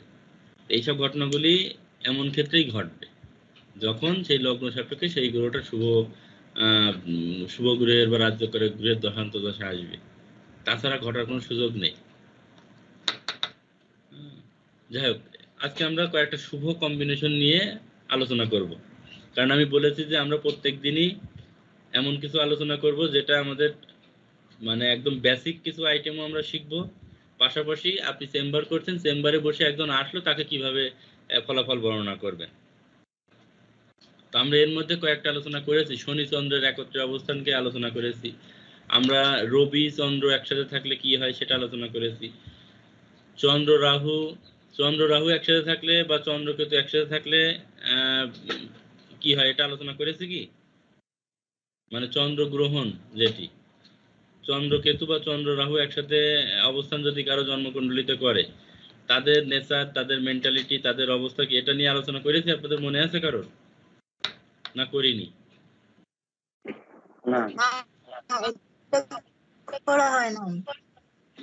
আচ্ছা, তো লিখুন চন্দ্র এবং কেতু, এটা আমরা আলোচনা করব যে প্রায়োগিক ফর্মুলায় কি রেজাল্ট আসবে। চন্দ্র এবং কেতু কারোর একসাথে জন্মকুণ্ডলিতে যদি থাকে, আমরা জানি যে রাহু কেতু এই দুটো গ্রহ একজন যেখানে অবস্থান করে আর একজন তার থেকে ঠিক সপ্তম দূরত্বে অবস্থান করবে। দেখুন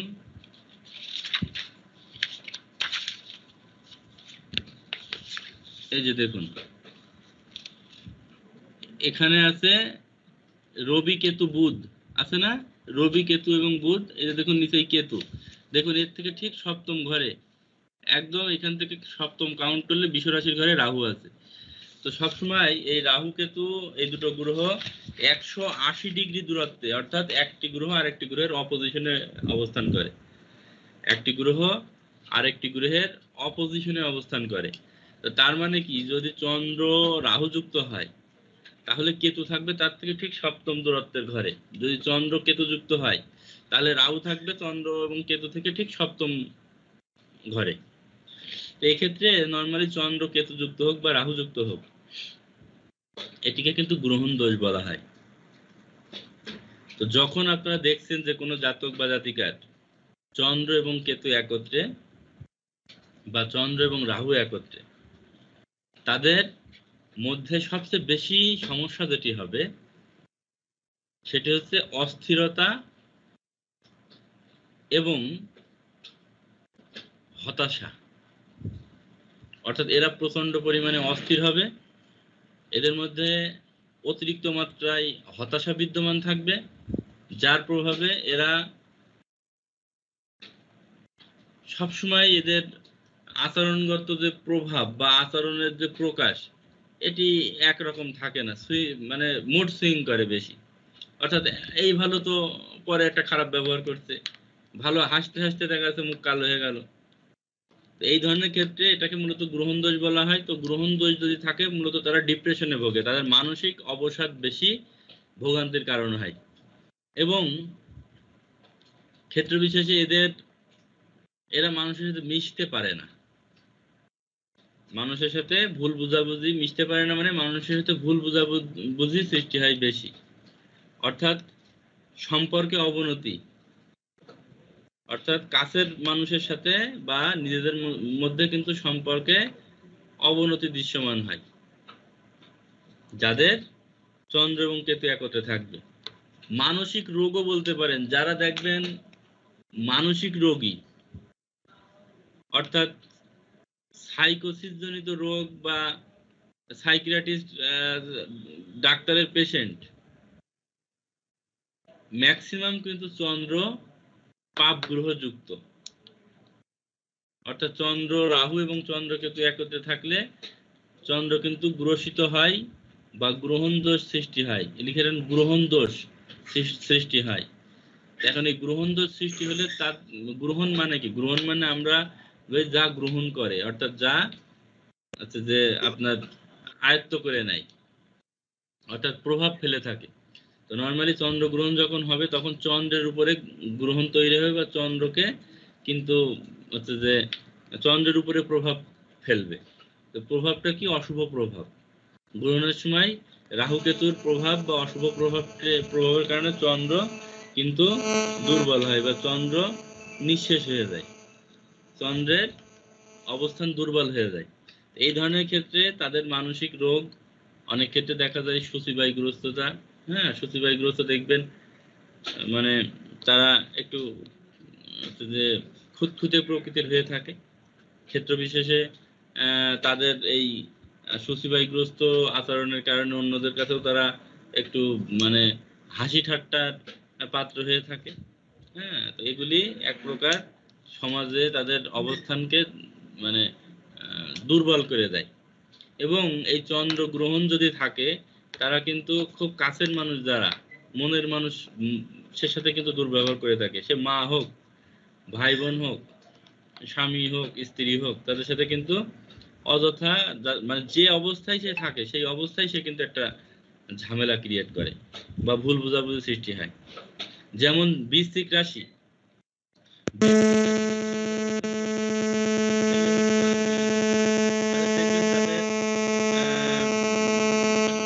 এই বৃশ্চিক রাশিতে চন্দ্রের অবস্থান তাদের পরিবারে সবচেয়ে বেশি হচ্ছে যে আপনার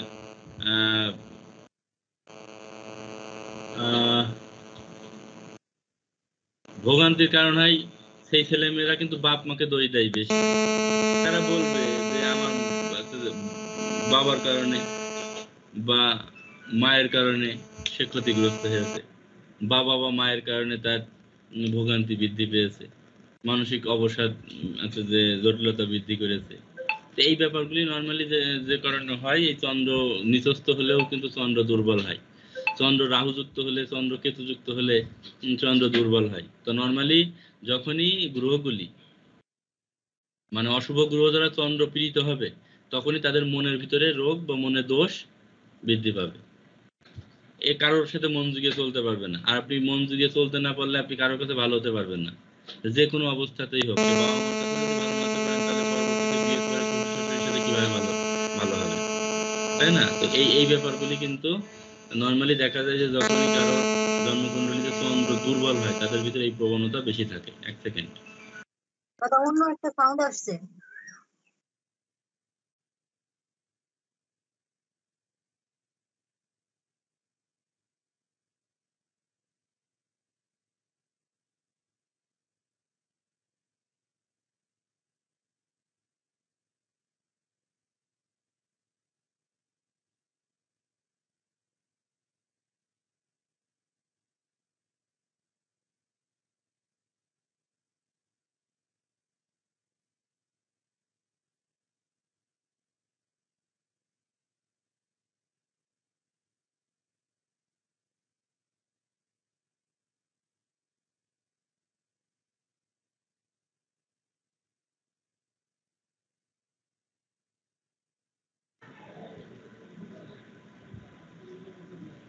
তাহলে যে বিষয়টি হচ্ছে যে যখন কোনো জাতক বা জাতিকার জন্মকুণ্ডলীতে চন্দ্র কেতু বা চন্দ্র রাহু বা শনি চন্দ্র একসাথে, শনি চন্দ্রের বিষয়টা আমি আগে আলোচনা করেছি যেহেতু, তারপরে ধরুন চন্দ্রের অবস্থান শুরু হয়ে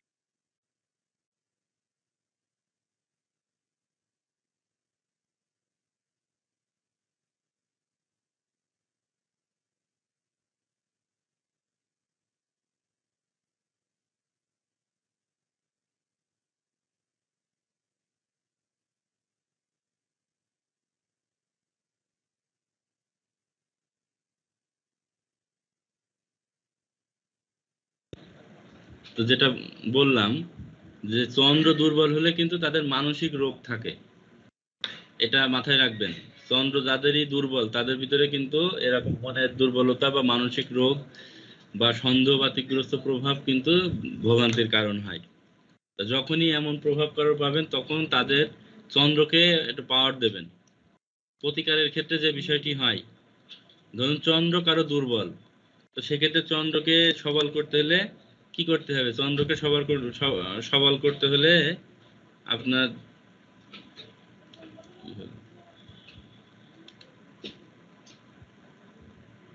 চন্দ্রকে সবল করতে হলে বসেন, ওখানে বসেন। হ্যাঁ, নমস্কার, বসেন। চন্দ্রকে সবল করতে হলে সোমবারের দিন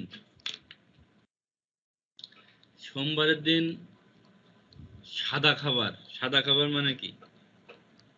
যে খাবারটার রং সাদা হয়, যেমন ধরুন দুগ্ধজাত খাবার, যেমন পায়েস, দুধের তৈরি খাবার যেগুলি, হ্যাঁ, সাদা রঙের খাবার, এগুলি কিন্তু ভালো ফল দেয়। অর্থাৎ খাবারের ক্ষেত্রে সাদা রঙের খাবার, সাদা রঙের পোশাক, হ্যাঁ, অর্থাৎ সাদা রং সবসময় না, মানে অফ হোয়াইট হোক, ঘিয়ে রং হোক, হালকা সাদা রং হোক, বা ডিপ কালার না, হালকা কালার পরবেন।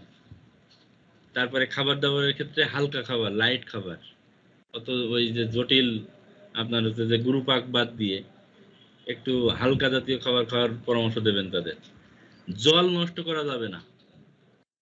আচ্ছা, সকালবেলা আমার ঘুম ভেঙেছে, আমার বাসায় এক ফ্যামিলি হাজির, হ্যাঁ, তো ঘুম থেকে উঠেই ওই মুখটা ধুয়ে তাদের সাথে কথা বললাম। তো এখন সমস্যা হচ্ছে যে মেয়ের বিয়ে দিয়েছে 1 বছর আগে, কিন্তু এখন মেয়ে বাবার বাড়ি চলে আইছে, তো বাবা আর মা এসছে। তো হরোস্কোপ বের করে দেখলাম, মোবাইলে দেখেছি যে বৃশ্চিক রাশি, বৃশ্চিক রাশির জাতিকা। এখন তারা তো প্রথমে কিছু বলে না, স্বাভাবিকভাবে দেখবেন কোনো ক্লায়েন্ট এসে প্রথম দিকে কিছু বলে না, আপনার কাছে জন্ম তারিখ দিয়ে হয়তো শুনবে। কারণ বৃশ্চিক রাশি যখন, তখন আমি কিন্তু নর্মালি হরোস্কোপ দেখে যেটা দেখলাম যে না, এর তো নিজেরই মনের দোষ। আমি বললাম যে মেয়ের তো নিজেরই, ওরই তো মনে দোষ বেশি। তো বলছে না, সেটা আমরাও ভোগান্তি পেয়েছি, কিন্তু এখন মেয়ে শ্বশুর বাড়ির কারোর সাথেই তার মতের মিল হচ্ছে না, সে সব ব্যাপারে দোষ ধরে। তো দেখ এখানে আইছে, এখন সে কিন্তু অযথা জল নষ্ট করে। আমি বললাম, তো বলছে হ্যাঁ, ও ব্রাশ করছে, কিন্তু বেসিনের ট্যাপ ছেড়ে দিয়েছে, জল পড়ছে, ব্রাশ করতে 5 মিনিট লাগবে, 5 মিনিট ধরে জল পড়বে। এটা কিন্তু একটা প্রতিকার। যখন চন্দ্র দুর্বল থাকবে, তারা কিন্তু জল নষ্ট, জল অপচয় করে, এবং এর কারণে চন্দ্রের দুর্বলতাটা প্রকাশ পায়। এখন তাহলে তাকে সতর্ক করতে হবে, জল বেশি নষ্ট করা যাবে না, জল অপচয় করা যাবে না। আর জল যদি কেউ এমনিতেই অপচয় করে, তার চন্দ্র খারাপ বা খারাপ হবে। চন্দ্র খারাপ অবস্থায় থাকলেই তারা জল নষ্ট করে, অপচয় করে, বিশেষ করে জল জাতীয় জিনিস। তাহলে এখানে আপনি সতর্কতামূলক তাকে বলবেন, চন্দ্র খারাপ আছে আপনার হরোস্কোপে, আপনি অবশ্যই জল ব্যবহারের ক্ষেত্রে সাবধান হবেন, অযথা জল নষ্ট করবেন না। রাত্রে ঘুমাতে হবে, রাত্রে জেগে থাকলে চন্দ্র খারাপ হয়। রাত্রে যারাই জাগে, যারা নিশাচর, তাদের চন্দ্র খারাপ। তাহলে আপনাকে ওই চন্দ্র খারাপ আছে হরোস্কোপে, চন্দ্র নিচস্থ আছে, আপনি ঘুমাচ্ছেন না রাত্রে, চন্দ্র আরো তীব্রতর খারাপ হবে। আপনাকে তখন সময় মতো ঘুমাতে হবে, রাত্রে জাগা যাবে না। মানে সময় মতো ঘুমাবেন, সময় মতো ঘুম থেকে উঠবেন, চন্দ্রের প্রভাব তখন আপনার জন্য শুভ ফলদায়ক হবে। প্রতিকারের ক্ষেত্রে চন্দ্রের প্রতিকার হচ্ছে আহ মুক্ত বা মুক্তা এবং চন্দ্রকান্ত্রমণি, মানে মুন স্টোন। এখন চন্দ্র দুর্বল যখন দেখবেন জন্মকুণ্ডলিতে, তখন মুক্ত বা মুনস্টোন পাথর ধারণ করলে তাদের এই দুর্বলতা কিন্তু অনেকাংশেই কমে যায়, নিশ্চিতভাবে অনেকাংশে কমবে, এ ব্যাপারে কোনো সন্দেহ নেই। ধরুন কোনো ছেলে মেয়ে আপনাদের কাছে আসছে, এসে বলছে আমার লেখাপড়ায় মোটেই মন নেই, আমি পড়তেই পারি না, চেয়ার টেবিলে বসে থাকি, আমার মাথা অন্যদিকে চলে যায়, আমি মানুষের হঠাৎ হঠাৎ রেগে যাই, দুর্ব্যবহার করি, হঠাৎ হঠাৎ রেগে যায়, দুর্ব্যবহার করে সবার সাথে, কোনো কারণ না, হুট করে রেগে গেল, কথা গায়ে পড়ার সুযোগ নেই, ভালো কথা বললেও চেতে ওঠে অনেক ছেলে মেয়ে দেখবেন।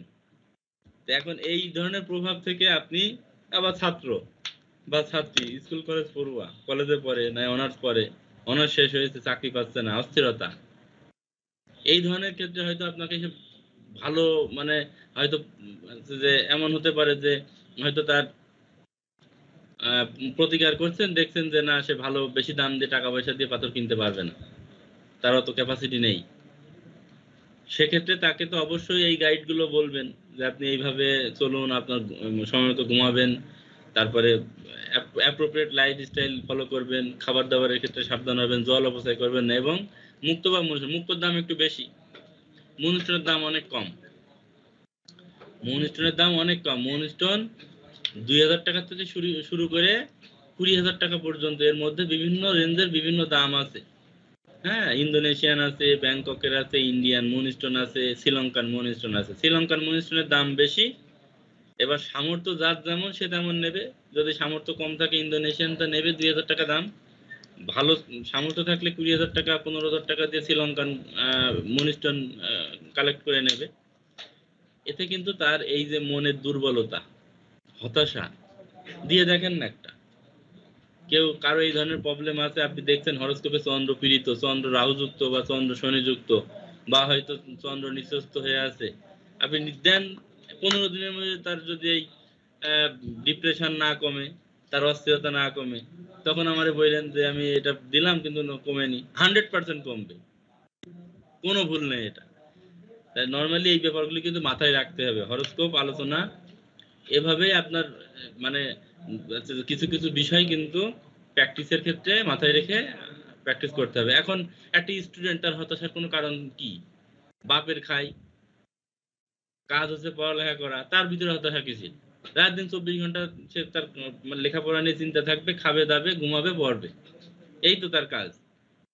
কিন্তু খাচ্ছে যাচ্ছে সবই ঠিক আছে, পড়াশোনাটা করার সময় পড়াশোনাটা না করে বন্ধু বান্ধব নিয়ে ঘুরছে, মোবাইলে ফেসবুকিং ইনস্টাগ্রামে চ্যাট ফ্যাট করছে, আর এদিকে হতাশা ক্রিয়েট করছে, আমার চাকরি হয় না, সবার হয়ে যায়, ও বন্ধু রয়েছে, বান্ধবী রয়েছে, অমুকে রয়েছে, আমার কিছু হলো না। তারা তো পড়ালেখা করে তাই তাদের হয়। এখন ওই সোশ্যাল যে নেটওয়ার্কের ভিতরে ঢুকে সবসময় সময় ব্যয় করে, তার তো ওই জিনিস মানে তার সাকসেসটা তো সে পাবে না। ডিপ্রেশন তো 2 বছর পরে 5 বছর পরে ডিপ্রেশন তো আসবেই। তো এইসব ব্যাপারগুলি যখনই দেখা যাচ্ছে যে মন অন্যদিকে ধাবিত হয়, আর একটা ব্যাপার, মন অন্যদিকে ধাবিত হয়, এই যখনই আপনি দেখবেন যে মুক্ত বা মুনিষ্টন আপনি কাউকে সাজেস্ট করছেন বা সে পড়ছে, তার মনের এই হতাশা যখন কমবে, তখন মন নানান দিকে ধাবিত হবে না। হতাশা থেকে মানুষ ভুল পথে চলে। তো হতাশা যখন কমবে, তখন সে কিন্তু একটা মানে সুষ্ঠু জীবনযাপন, সুষ্ঠু জীবনধারায় সে কিন্তু জীবনযাপনের সুযোগ তৈরি করতে পারবে। তার ঝামেলা তখন কমে যাবে, ভুল বোঝাবুঝি কমে যাবে, সিদ্ধান্ত ভুল কম কম হবে। হ্যাঁ, সময়কে কাজে লাগাইতে পারবে, সঠিকভাবে সময় কাজে ইনভেস্ট করে বা তার টাইম ইনভেস্ট করে সে তার জীবনে ডেভেলপমেন্টটা বা সফলতার কাছাকাছি পৌঁছে যাবে দ্রুত। তো যাই হোক, এই ব্যাপারগুলি খুব সেন্সিটিভ বিষয়। বেশিরভাগ ক্ষেত্রে এখন স্কুল কলেজ পড়ুয়া ছেলে মেয়েদের ভিতরে ডিপ্রেশনটা বেশি। শুধু যে চাকরি পাচ্ছে না বলে ডিপ্রেশন তা না, একটা প্রেম করেছিল, 3 বছরের প্রেম, হঠাৎ করে প্রেম ভেঙে গেছে, এখন আর ঘুম আসে না, সারা রাত জেগে থাকে। তা এই যে ডিপ্রেশন, প্রেম থেকে মানে বেদনা, বিরহ, মনোকষ্ট, আর ভাল লাগে না, ঘুম আসে না, সুইসাইড করে। দেখবেন অনেকের হাতে এই জায়গাতে টেরা বেঁকা, মানে এখানে আপনি দেখবেন স্কোয়ার শেপের বা ক্রস শেপের বা দাগ দাগ, সুইসাইড অ্যাটেম্প, ব্লেড দিয়ে কাইটা ফেলছে, হ্যাঁ, গিলাস ভেঙে কেটে ফেলেছে। এগুলো ডিপ্রেশন থেকে হয়, অন্য কোনো কারণ না। যখনই দেখবেন কারো হাতে কাটার দাগ, দেখেন শনি চন্দ্র, নাহলে চন্দ্র রাহু, না চন্দ্র কেতু, নাহলে লগ্নে রাহু। লগ্নে রাহু তাদের মাথার স্ক্রু ঢিলা, এটা মাথায় রাখবেন, লগ্নে রাহু তাদের মাথার স্ক্রু ঢিলা। হ্যাঁ, তো ঘটনার ক্ষেত্রে দেখা যায় যে যারা এই ধরনের অ্যাটেম্প নেয়, লগ্ন বা রাশিতে তাদের বেশি অশুভ গ্রহ থাকে। অশুভ গ্রহ বলতে যেমন রাহু কেতু থাকতে পারে, শনি থাকতে পারে, বা লগ্নে রাহু থাকতে পারে, চন্দ্র রাহু যুক্ত হতে পারে। ক্ষেত্র বিশেষে তাদের মনের ভিতরে কিন্তু এই হতাশা বেশি থাকে, এবং তারা যে কোনো ছোটখাটো বিষয় নিয়ে মানে আত্মঘাতী হয়, বা জীবনকে ঝুঁকিপূর্ণ করে কিন্তু তারা আছে যে ক্ষতিগ্রস্ত হয়, বা এক কথায় অনেকের জীবন অবসানও হয়। তো যাই হোক, এই ধরনের ব্যাপার যখন দেখবেন কারো ডিপ্রেশন আছে, ডিপ্রেশনটা রিমুভ করাটা খুব ইম্পর্টেন্ট। সেক্ষেত্রে অবশ্যই তাদেরকে এই মুন স্টোন, যদি শনি চন্দ্র একত্রে থাকে সেক্ষেত্রে ব্লু মুন স্টোনটা সাজেস্ট করবেন, খুব ভালো কাজ করে। হ্যাঁ, ব্লু, আর সাড়ে সাথে যখন আসে, এই সাড়ে সাতির বিষয় নিয়ে আমরা আগামী দিন আলোচনা করব। যদিও এটা ইম্পর্টেন্ট জিনিস, একটু শেষের দিকে, কিন্তু তারপরেও আমরা এই ক্রিটিক্যাল জিনিসগুলো আমরা আগে আলোচনা করে অনেকটা ইজি হব, যাতে করে আমাদের জটিলতা কমে। কঠিন ব্যাপারগুলি আমরা আগে আগে চর্চা করে রাখবো, যাতে করে পরবর্তী আলোচনাগুলো সহজ হবে। সাড়ে সাতি যখন আসে, তখন চন্দ্র কিন্তু দুর্বল হয়, কারণ চন্দ্রের উপর দিয়ে শনি গমন করে, তাই শনি চন্দ্র একসাথে হয় তখন সাড়ে সাতির প্রভাবটি বেশি মারাত্মক হয়। এই যখনই সাড়ে সাতি আসবে না, যাদেরই হোক, সে ছেলে হোক বা মেয়ে হোক, বয়স্ক হোক বা কম বয়সী হোক বা মধ্যবয়সী হোক, তাদের ক্ষেত্রে কি করবেন? তাদের ক্ষেত্রে প্রতিকারের ক্ষেত্রে মানে যে লগ্নই হোক বা যে রাশি হোক না কেন, কিছু কিছু ক্ষেত্রে আপনি মানে অবস্থা বুঝে ব্যবস্থা নিতে পারেন। তো সেটা হচ্ছে কি, যখন সাড়ে সাতি থাকছে কারোর, দেখছেন যে সাড়ে সাতি, তখন তাকে কয়েকটা সহজ উপায় বলে দেবেন। সহজ উপায়ের মধ্যে একটি, যে শনিবারের দিন শিবের মাথায় বা শিবলিঙ্গের নীল ফুল মানে নীল অপরাজিতা ফুল যেটি, এটি দেওয়ার জন্য। যদিও অনেকেই বলে আমি তো সোমবারে দিই, সোমবারে শিবের মাথায় জল দিই, ফুল দিই। সোমবারে আপনি দেন, আপনি দেবেন, সেটা আপনার ব্যাপার, ওটা নিয়ে তো আমার কোনো ব্যাপার নেই। কিন্তু যখন সাড়ে সাতি চলবে তখন শনিবারে দিলে তার সাড়ে সাতির কুপ্রভাব কমে। কারণ সাড়ে সাতির কারক তো শনি মহারাজ। তা শনিবারে শিবের মাথায় নীল ফুল দিলে এই অশুভ প্রভাব বা সাড়ে সাতির কুপ্রভাব কিন্তু দূর হয়। এক। দুই হচ্ছে পীতাম্বরী নীলা। পীতাম্বরী নীলা যদি কিনতে না পারে, সামর্থ্য না থাকে, তাহলে ব্লু মুনস্টোন। ব্লু মুনস্টোনের দাম কম, ওই মুনস্টোনের মতোই। হ্যাঁ, মোটামুটি 15-20 হাজার, 25 হাজার, হাই কোয়ালিটি হলে 25 হাজার, 10-15 হাজারের মধ্যে অ্যাভেলেবেল ভালো কোয়ালিটি। একটু এমিনেন্ট কোয়ালিটি নিলে 20-25 হাজার টাকা পাওয়া যায়। শ্রীলঙ্কান 4-5 হাজার টাকার মধ্যেও পাওয়া যায়, কিন্তু সেগুলি দুর্বল, ভিতরে একটু দাগ, স্ক্র্যাচ থাকবে। শ্রীলঙ্কান হলেও ভিতরে দাগ বা মানে একটু শেড থাকে। তো যাই হোক, এই ব্যাপারগুলি যখন সাড়ে সাতি থাকে তখন সাড়ে সাতির প্রতিকারটি কিন্তু খুব ইম্পর্টেন্ট। এই পরামর্শটা মানুষকে দিতে ভুলবেন না। অর্থাৎ শনিবারে শিবের মাথায় নীল ফুল আর তার পীতাম্বরী নীলা যদি কিনতে না পারে, তাহলে বুলু মনিস্টন খুব ভালো কাজ করে। অন্তত ক্ষেত্র বিশেষে পীতাম্বরী নীলা থেকে বুলু মনিস্টন বেশি কাজ করে। কারণ শনি এবং চন্দ্রের যে কুপ্রভাব, মনে হতাশা, এটি কিন্তু তখন তাদের জীবনে যতটা ভয়ানক হয়, সেটি থেকে কিন্তু তারা ডিপ্রেশন থেকে ফিরতে পারে, বা ভয়ানক খারাপ প্রভাবটা কিন্তু তখন কম প্রভাব ফেলে, বা অশুভ প্রভাবের মাত্রাটি কিন্তু কমে যায়। তা যাই হোক, শনি চন্দ্রের অবস্থান একসাথে, চন্দ্র রাহু একসাথে, চন্দ্রকেতু একসাথে, এক্ষেত্রে চন্দ্রকে বলবান করা উচিত, চন্দ্রকে একটু বাঁচানো উচিত। কারণ চন্দ্র মানে আপনার রাশি, চন্দ্র মানে আপনার মন, চন্দ্র মানে আপনার মানসিকতা, চন্দ্র মানে আপনার সামাজিক পরিবেশ। তো চন্দ্র যখন পাপ গ্রহযুক্ত হবে তখন আপনার মনে শান্তি থাকবে না। এই জন্য মনে শান্তি না থাকলে হতাশা আসবে, ডিপ্রেশন আসবে, অস্থিরতা আসবে, ভুল বোঝাবুঝি ক্রিয়েট হবে। তো চন্দ্রকে যদি আপনি একটু পাওয়ার দেন, চন্দ্রকে যদি একটু মানে সবল করেন, তখন ওর অস্থিরতাটা কিন্তু কমবে, বা এই হতাশাটা কিন্তু হতাশা থেকে সে কিন্তু রিলিফ পাবে, বা হতাশা রিলিজ হবে। তো যাই হোক, এই এই বিষয়গুলি কিন্তু এই যে গতদিনও যা আলোচনা করেছি, শনি চন্দ্র একসাথে, রবি চন্দ্র একসাথে, তারপরে আজকে চন্দ্র রাহু একত্রে বা চন্দ্র কেতু একত্রে, এগুলি কিন্তু আপনারা এখন কে লেখেন না লেখেন জানি না, কারণ সবারই ক্যামেরা অফ।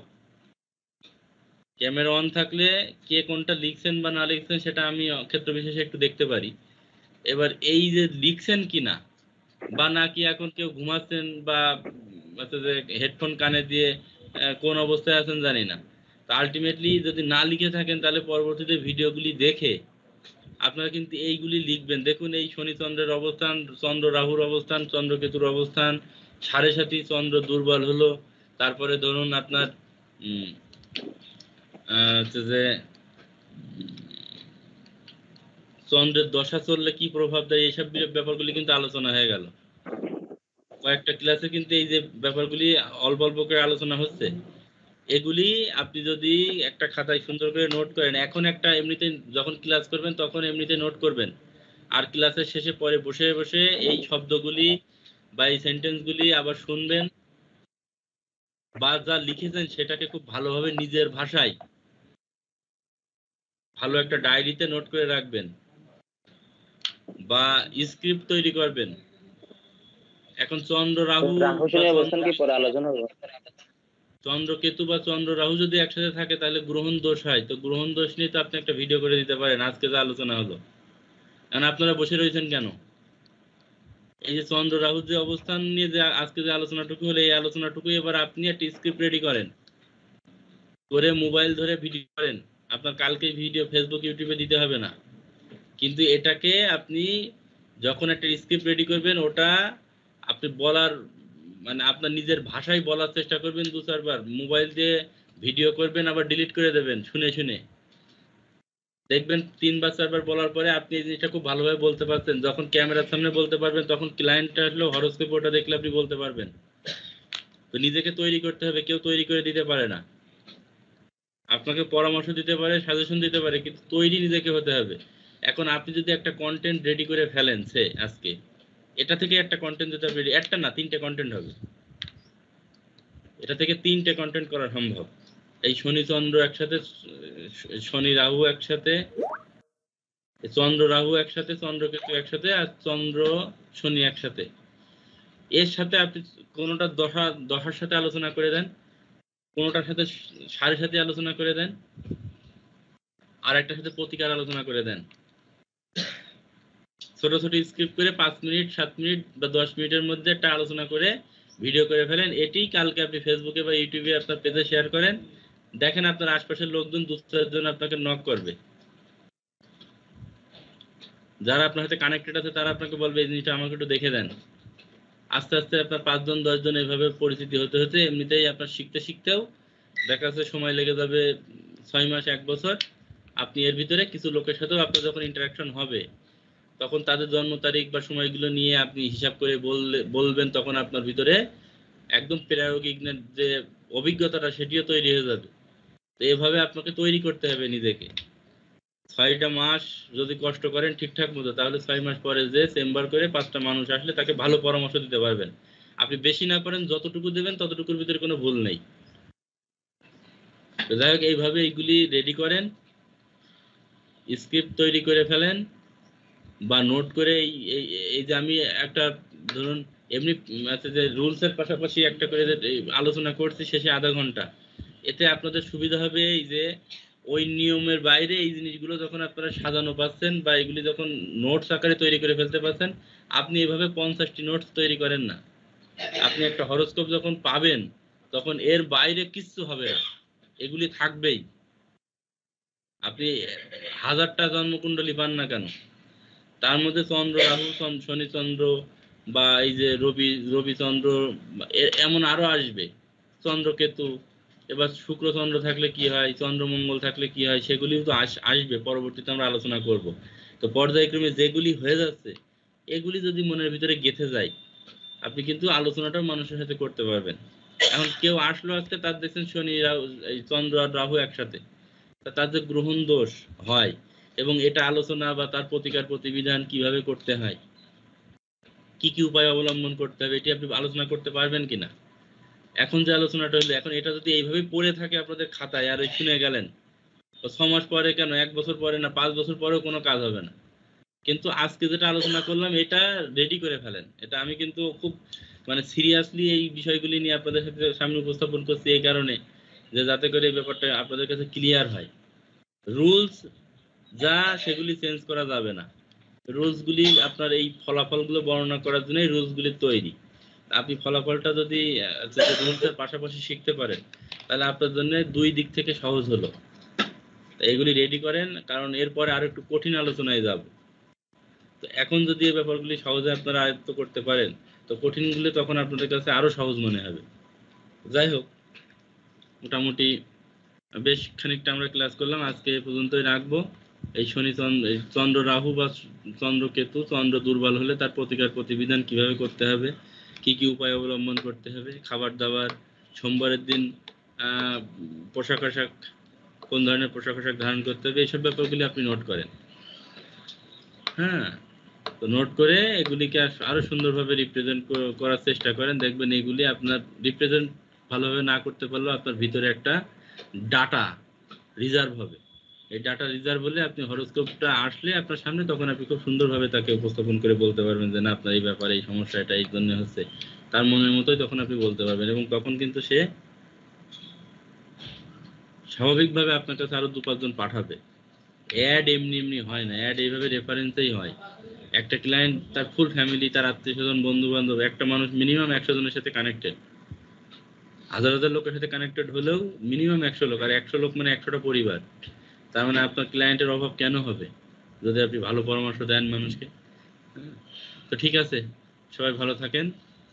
বেশ প্রায় 11:30 বেজে গেছে। আমরা আগামী কাল আবার ক্লাস নেব। আগামীকালও আগামীকাল সকালে ক্লাস নেব 9টা থেকে 10টা। আগামীকাল 9টা থেকে 10টা। আপনারা সকালে 8:30টায় ক্লাস করতে পারেন, আপনাদের কারো সমস্যা আছে? 8:30টা থেকে বেশি সকাল হয়ে যায় না? আমার কোনো সমস্যা নাই। আচ্ছা, একজনের সমস্যা নেই। স্যার, হ্যাঁ স্যার আমাদের শনিবারের ক্লাসটা কি সেম আমাদের, মানে সপ্তাহে 2 দিন করে আমাদের? সপ্তাহে আপনাদের না, নর্মালি শনিবারের ক্লাসটা ওই যে আগের ব্যাচ যারা ছিল আগের ব্যাচ তাদের জন্য। এবার ওখানে মূলত প্র্যাকটিক্যাল আলোচনাটা হবে। যেমন এই আজকে লাস্টের আধা ঘন্টা যেটা হলো, তো এই জিনিসগুলো এখন আপনারা বুঝতে পারবেন। আপনারা যারা 5টা ক্লাস করেছেন প্রথম, তারা কিন্তু এখন আমার যে কোনো আলোচনা বুঝতে পারবে। তো তাহলে ওইটা যদি আপনাদের সময় থাকে করলে কিন্তু ভালো হবে, কারণ তাতে আপনারা ডাবল বেনিফিটেড হবেন। বুঝতে পারছেন? কারণ ওখানে যা আলোচনা হবে সেম এই আলোচনা করি। ওখানে হয়তো নক্ষত্রের আলোচনাটা করবো আগামীকাল, যে কোন গ্রহ কোন নক্ষত্রে থাকলে কি ফল দেয়। আপনারা ক্লাস করেন, মিস দিয়েন না। দেখেন 17 জন, মানে টোটাল আমি গ্রুপে দেখলাম 21-22 জন, 22 জন। আর এই আমাদের ক্লাসে জয়েন করছে 17 জন, মানে আইডি আমি অ্যাড করেছি 17 জনের। তো এই 17 জনের মধ্যে দেখা যাচ্ছে যে মিনিমাম হচ্ছে যে গত দিন হয়তো 11 জন উপস্থিত ছিল। এখন শুক্রবারের দিন অনেক পরীক্ষা টরীক্ষা থাকে, এটা একটা সমস্যা।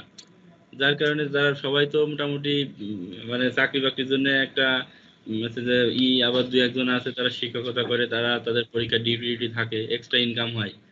যাই হোক, এই কাজের পাশাপাশি তো এখন কোনো দিন দেখা যাচ্ছে এই একটা বিভ্রাট আমাদের হচ্ছে। আবার রাত্রের দিকে ক্লাস নেওয়া যায়, কিন্তু সেক্ষেত্রে দেখা যাচ্ছে যে সারা দিন যাওয়ার পরে ছুটির দিন অনেকের হচ্ছে যে রাত্রে অন্য ধরনের প্রোগ্রাম থাকে। হ্যাঁ, অনেক জায়গায় নিমন্ত্রণ থাকে অনেকের, বা বিভিন্ন ধরনের ব্যাপার। এখন ঘটনাতে সমস্যা নানান রকম থাকবে, যেহেতু এখানে বিভিন্ন শ্রেণী পেশার মানুষ। এর জন্য আমি ওই একটা সময় নির্দিষ্ট যে সকাল টাইমে এবার সারাদিন যে যেখানে যাই যাক, সকাল টাইমে আমরা একটা ক্লাস আছে যে অর্গানাইজ করে ক্লাস নেওয়ার পরে এবার সেইভাবে প্ল্যান করুক। একটা নির্দিষ্ট টাইম থাকলো যে প্রত্যেকদিন এই টাইম, সেটা শুক্র শনিবারের সকাল টাইমই। তো তাতে আমারও সুবিধা, ঝামেলা নাই। নিরিবিলি সকালের দিকে ক্লাস নিয়ে সারাদিন দেখা যাচ্ছে যে অন্য কাজে ব্যস্ত থাকি। যাই হোক, এখন এই ব্যাপারগুলি আপনারা ক্লাসে জয়েন করেন যদি সময় থাকে, তাহলে তাতে আপনাদের সুবিধা হচ্ছে যে ওটা আপনার সমাজে ব্যবহার করতে। আপনি যদি এটা নোট করতে থাকেন, তাতে আপনার বুঝলেন বা নোট করলেন, আলটিমেটলি আপনি এগিয়ে যাবেন। তো সময় নষ্ট করার কি দরকার? টাইমটা যখন আছে, আর আমিও হয়তো 4 মাস পরে একটু ব্যস্ত হয়ে যাব, মানে এখন থেকে 4-5 মাস পরে আমি অন্য একটু কাজে ব্যস্ত হয়ে যাবো আর কি। তো যার কারণে এখন আমার হাতে টাইমটা একটু আপনাদের জন্য আমি বেশি করে দিতে পারবো, কোনো সমস্যা নেই। হ্যাঁ, তো সেই হিসেবে এই টাইমটা আপনারাও সেভাবে কাজে লাগান। হ্যাঁ, তো ঠিক আছে, তাহলে ভালো থাকেন। আগামী ক্লাসে দেখা হবে। আগামীকাল জয়েন করেন, আগামীকাল 9টায়।